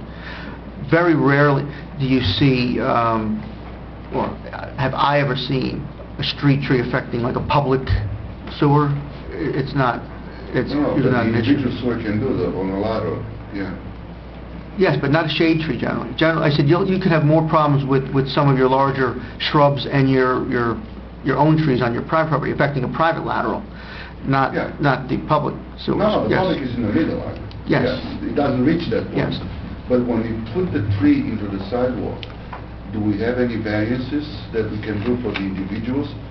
I mean, who's responsible if something happens of that? It's the homeowners. The homeowner is Yes, responsible. but like the bigger question is But if the we're homeowner- promoting and if we're taking the leadership to install these trees, then the question is, does the borough bear some responsibility? That's the legal question that's under Correct. discussion. Correct. I can tell you that, I said, most towns, it's the responsibility of a homeowner to maintain everything from the curb on inward within the right-of-way. I agree. Curb, sidewalk, and trees. I agree with that, but the So- point is that we should have some variances where we have to plant them regarding the utilities and the lateral, so we don't create this kind of You situation. can, but I said, I don't suspect that we've had many sewer problems because of the trees. The sidewalks are being impacted more, because those trees, the big roots are not impacting the laterals. I said, you're going to usually get smaller roots, which can get into the joints, and that's usually where you get your problem with the sewer laterals. Yeah, I've never heard of that being a problem. Because the big roots will go right through it, and then you'll have a problem. But that's usually, it's usually smaller roots, and you get like those spider roots that clog a lateral. Because they're gonna go for it, it's full of nutrients for Just them. on this topic, while we're going through the capital and maybe bring it back, there's two programs that I'm not familiar with. The Sidewalk Homeowner Incentive Program and the Standby Sidewalk Repair Program. That's $45,000. That's in there. These are the new things I think the former mayor had wanted to implement. So what is the incentive program? He said that, well, again, that we're talking about the fact that if it's, Alan, you can... Some towns, I think Richfield or Richfield Park, if you're cited for a violation on your sidewalk, then the homeowner has to repair the sidewalk, but the town will refund to you a certain portion of that repair. Either it's a flat dollar amount or a percentage, I can't recall. So this is an incentive for those people to go ahead and correct their sidewalk conditions. That's what the $25,000 is there for. The standby sidewalk repair program is $20,000 so that the borough could call in a contractor to repair a residential sidewalk if the resident fails to make the repair within 30 days. Our ordinance says if you get a violation, you have 30 days as the resident to make the repair. If you don't, the borough steps in, we make the repair, and then we place a lien on your property until we get paid back for that I see. repair. Mhm. Of course, It's like a buffer. but this whole area, as the mayor has said, needs legal input, needs discussion among the council, needs property maintenance, needs shade tree, Mhm. needs Department of Public, you need a lot of input to put together a comprehensive program at this point to address all of these issues. We've tried the standby sidewalk program going back to 2000, 2004, maybe 2 or 3 different times. One time we had trouble getting contractors to come in and repair a slab over here, a slab there, and a No, slab no, but over I there. remember that we had a program that we had a contractor to assess. We did a town-wide Yeah. program where we invited the public to participate, and a lot of people came in, and a lot of people dropped out once they saw the price. Well, because the price We had a per square program foot. where everybody opted in, and we had a bad contractor, and we had to go back and redo the sidewalks because of the bad contractor. So we've had really a lot of, it's not that we haven't tried to address this situation in the past, we have, but not with a lot of success. But I So think- This is yet another idea But to I try think and bef- combat I wanna the, just- But the problem is, I think we remove both. I know, but the problem is, we have policy we need to discuss before we can go forward with something like that. I would make a And motion to remove this. it's- Move them both. I would, I would. Motion to remove both of them. Second. All in favor? Aye. Good. Let's just affirm some other ones, the Borough Hall windows. Which So windows are moved. we, yeah, a second? Second. All in favor? Aye. The gutters for the Borough Hall, So moved. second? Is there a second? Second. All in favor? Aye.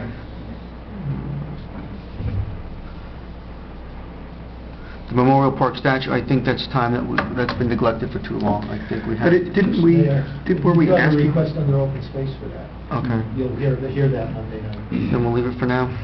Didn't we also, weren't we talking about asking VFW or someone to? I think Albert. Well, I think we should look at them for maybe going, but I think the recommendation, there were two recommendations. One was a yearly maintenance program, and one was a longer-term program. But I think the restoration, to me, some of it does fall on the borough, because we have not kept up with the basic maintenance, but do you want to leave it in for now or to take it out? But I think it's something that we have to address, because it's, Well, let's see if we can't do it through open space. well, it's going to be a problem with open space. Yeah. Yes. Has anybody talked to the American Legion? Well, that's what, The organization that used to own the building is... well, that's what we were saying, to see if either the American Legion or the VFW might be willing to... But you got to remember, the history of it was that was the whole procurement of getting it was politically motivated. I don't want to go into this. So, you know, it was a borough initiative to bring that statue to fruition initially, so, you know, the borough, and it's in a borough park. I think there was a program or a process going on during this year, during 2015, to divest the American Legion Post of their assets. And they were looking for places to contribute that money. Has anybody heard of They that? have been donating to different, organizations, I do know that. Do you think it's worthwhile to touch base with them to see if they'd be willing to provide some funds for the statue? Yeah. So who would do that, though? We have to delegate someone if it's going to get done. I can reach out to them. You want to do it? I don't care. No. Oh. Mayor. Is there somebody we can reach out, like, is there? Yes. Yeah. Okay, so, then do you want to delete it from now, from this? Why don't we delete for now? We can always put it back in. I make a motion to delete for now. Second? Second. All in favor? Aye. What was that, Mayor? The statue. Okay. And Alan, the decorative sign poles, are these for the lights? No, these are the black decorative sign poles that we put in on Chinnacamack Road at the Main and Grand, which have been knocked down where we haven't collected. Sign poles or light posts? No, signs. Signs. Yeah, they're like So we would have to pay for advisory those. signs, I'm not saying traffic signs, but like an advisory sign, that type of thing. So John Lynch has requested that he needs a budget in order to replace these things. So I agree, because once you committed yourself to those kind of streetscape improvements, you can't go back and go back to channel. Well, you can, but then it's not going to be right. So I recommend we keep that in. So moved. Second? Second. All in favor? Aye. We have only a few minutes left. I just want to make let's just do a general observation about where we're going to be with open space, because... Just before you Yeah. go into that, our next meeting is Monday at 6 o'clock. We'll go for an hour before the council work session. Could we come back to the streets at that time? Would you like me to have John Lynch here or Rob You think that's Costa right? to... Both, if it's get possible. there? Yeah. So this way, we get a decision, we decide what our road program is, and we can, schedule it appropriately and get out early Yeah. to get it done on time. Could you ask them also to estimate what they would consider to be a bare bones minimum of the 425,000? It's 420,000 is the... 420,000. So what would they consider, can they create, well, this is He's giving absolute... you a bunch of streets, and he's probably going to say, I'll ask him, Yeah. he's probably going to say, well, you pick the streets, and that's... No, I think he prioritizes them. Yeah. And he'll say, well, if you give me 100,000, I'm going to do 3. If you give me 200,000, I'm going to do 10. Yeah. That's, and then... Whatever you it's up to get us me to is what he'll do. But it would be like to know if he says that these streets are failing versus streets that, can Yes. wait. Yeah. So some sort of, if he won't do it, he won't do it, but please ask both of them. Yeah. They give us a sense of what must be done, what should be done, what can be done. And is John familiar with what the request is to refurb the pistol range, or is that No, just... I don't think so, I think that's just the chief came in with that. No, we'll hold up on that one. Can I Yes. ask a question about these streets Yes. just quickly? Are you going to consider, or are you going to discuss that micro stuff? Well, do you remember when Alan said, because he couldn't see the line item, when he was going over the initial report, and he said that there was an amount and then it didn't change? Well, that was because we had said, let's just move the micro to roads resurfacing, because we had talked about it, and it's an experiment. We're waiting for the years to pass to see if it's worth it. So we're not going to be doing micro resurfacing this year, probably assess it at the end of this year and then make a decision. And I think that the way I saw it was that, while we have so many streets that had to actually be repaved, it didn't make sense to take that money away to extend lives on streets which are okay right now. So it was put the money where we needed the improvement, and I'm still of that mindset until John comes and says, we're in a pretty good spot where, we don't have so many streets which are, like minefields, so we're looking to get hit by minefields. So then you can start looking at some of the microsurfacing in the future, and maybe that could reduce our annual outlay, but it's still going to stay in the radar. And I think Continental's actually doing okay. So it's something that we'll continue to look at. Alan, I guess going to open space, we're probably looking, it's $160,000. I'm sorry, I don't have my phone there, it wasn't prepared. Okay, no, but I'm not getting into too much detail, but from what I recall, it's generally about $160,000. 45. I did ask Judy for the number the other day. Okay. Yeah. Mike, did you have a question? I'm sorry. I'm just curious that you purchased that hot car mechanism? Yes. How did that work out?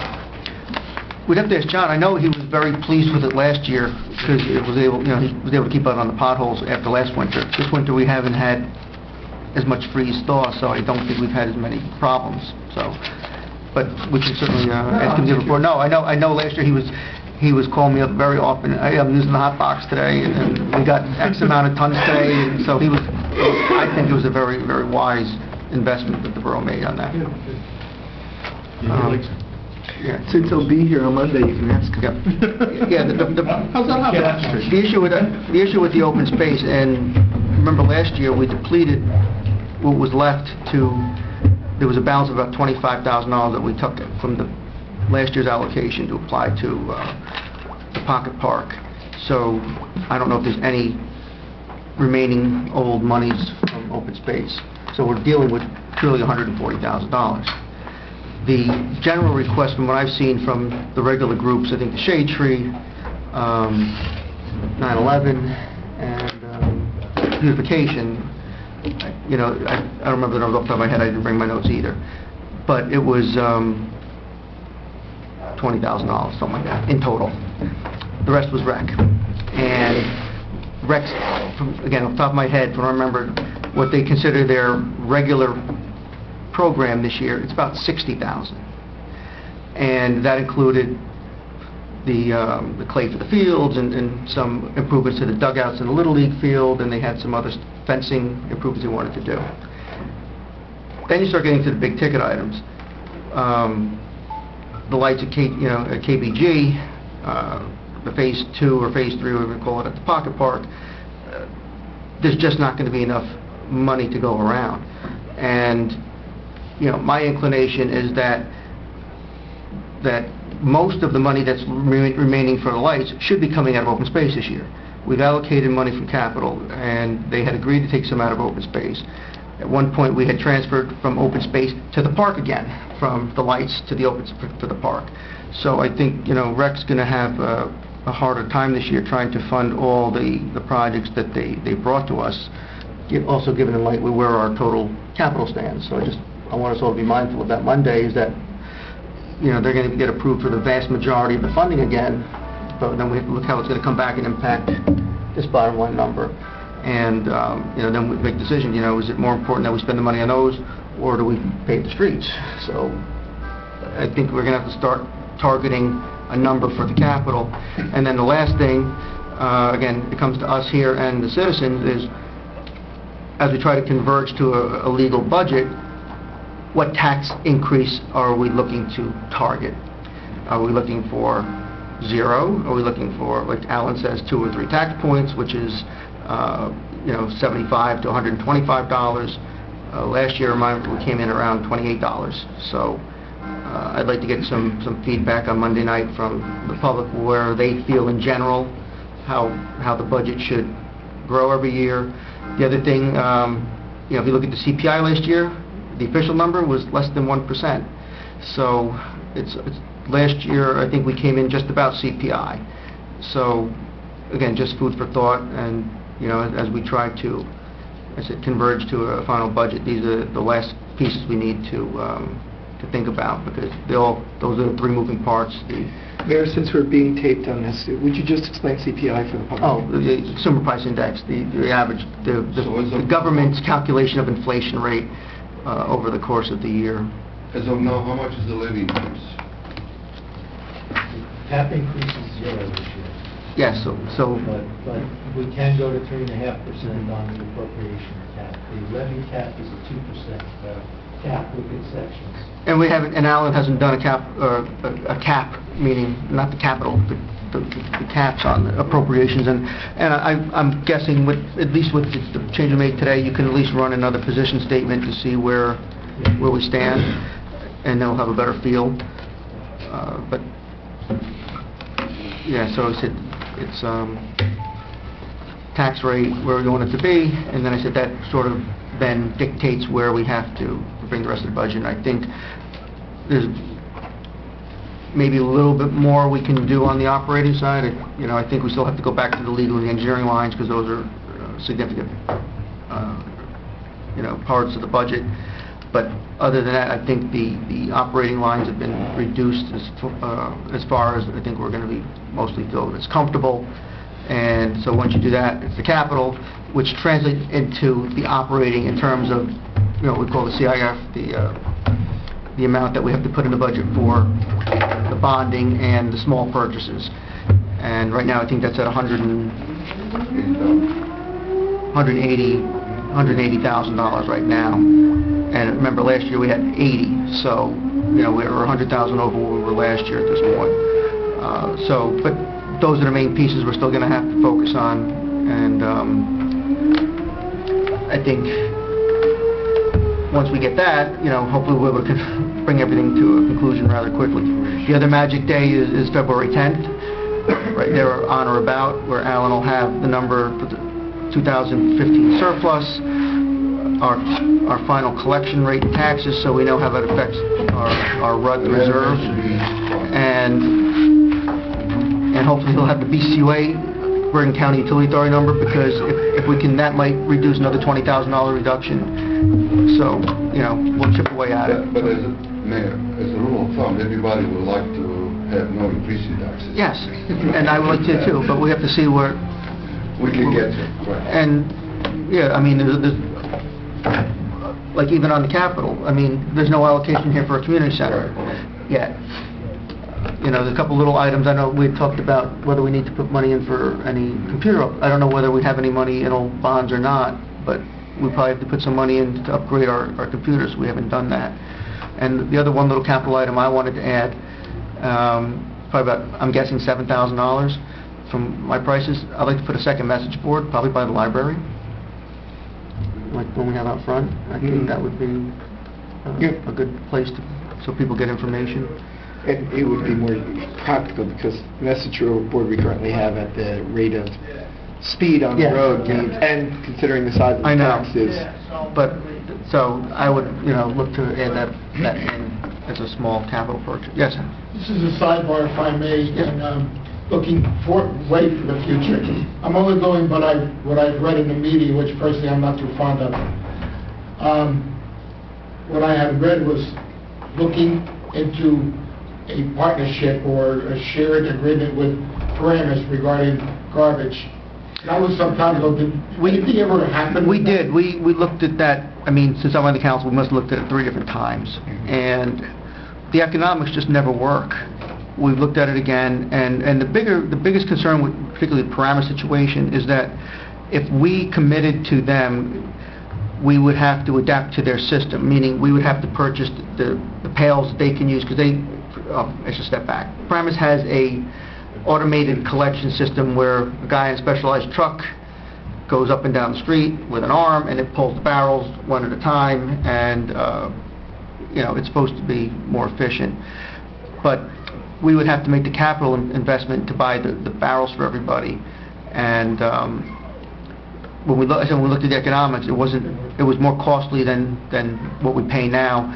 And I said the bigger concern would be is we would be beholden to that system in the future, and if Paramus decided that they didn't want us to do it, like they cut Oradell out of their shared services at one point, or vice versa, or if they decide, we want a 10% increase next year for whatever, we're sort of stuck with those barrels, and they were 90-gallon barrels. They were pretty sizable cans. $300,000 to purchase that barrels. Yeah.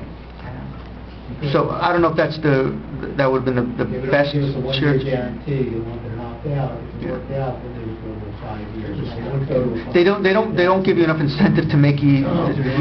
At one point, I had suggested that maybe they even try to pilot it, but I would look to them to give us, pick 3 streets and give us the cans and let us try it and see how it works. But they don't want to do that either.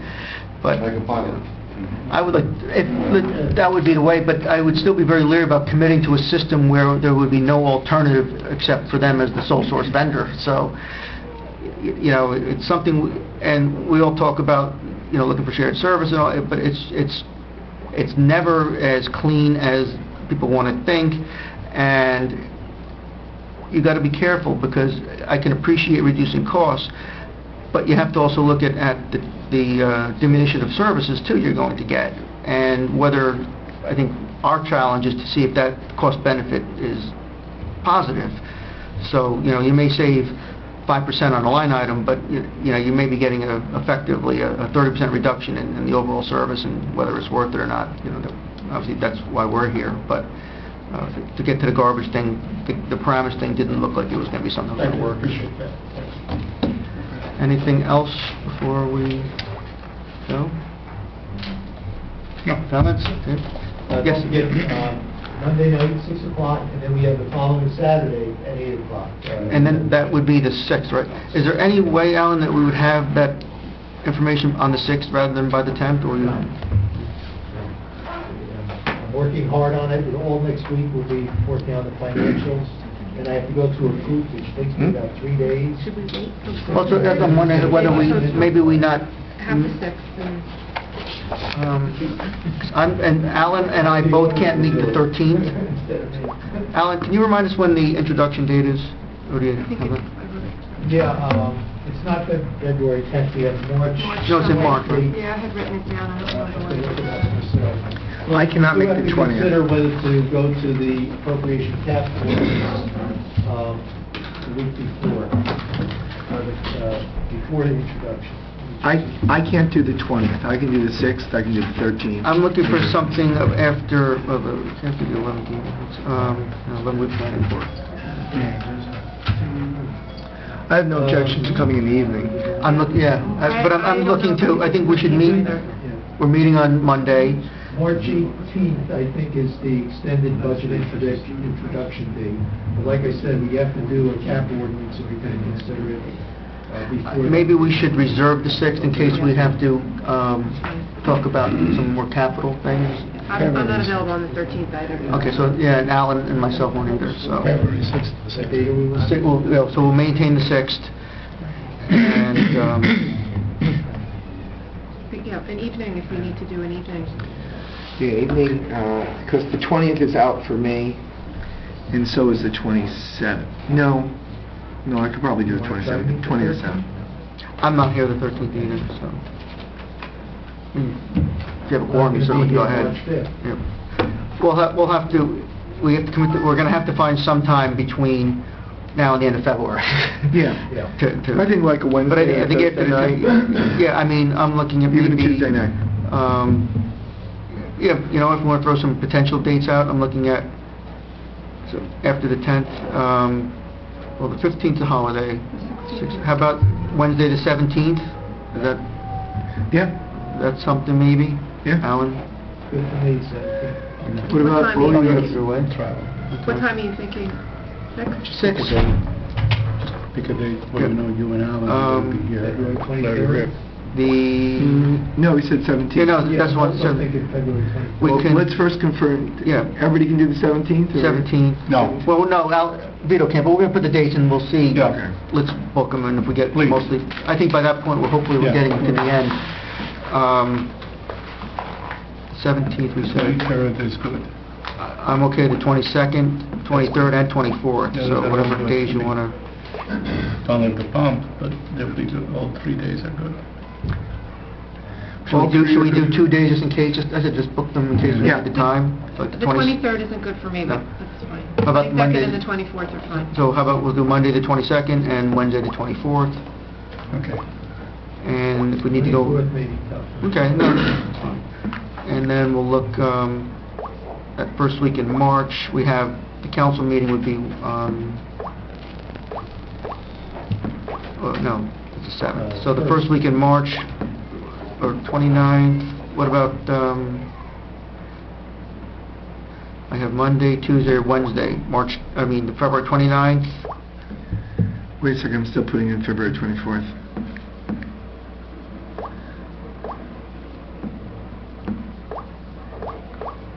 Yeah, I can do the 29th, I can do the 1st, 2nd, or 3rd, whatever one's... 29th. No, not the 3rd. 29th, 1st, 2nd. That's First fine. week is good.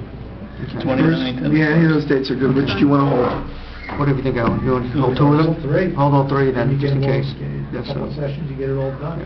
29th, And that would... First and second. Yeah, and then, I guess then we'll have on the 7th, we have our regular council meeting, we'll put that on... And you said introduction was the 18th? So actually, we have to introduce on the 7th, unless we have a special meeting, so it has to be done before that. So let's say that...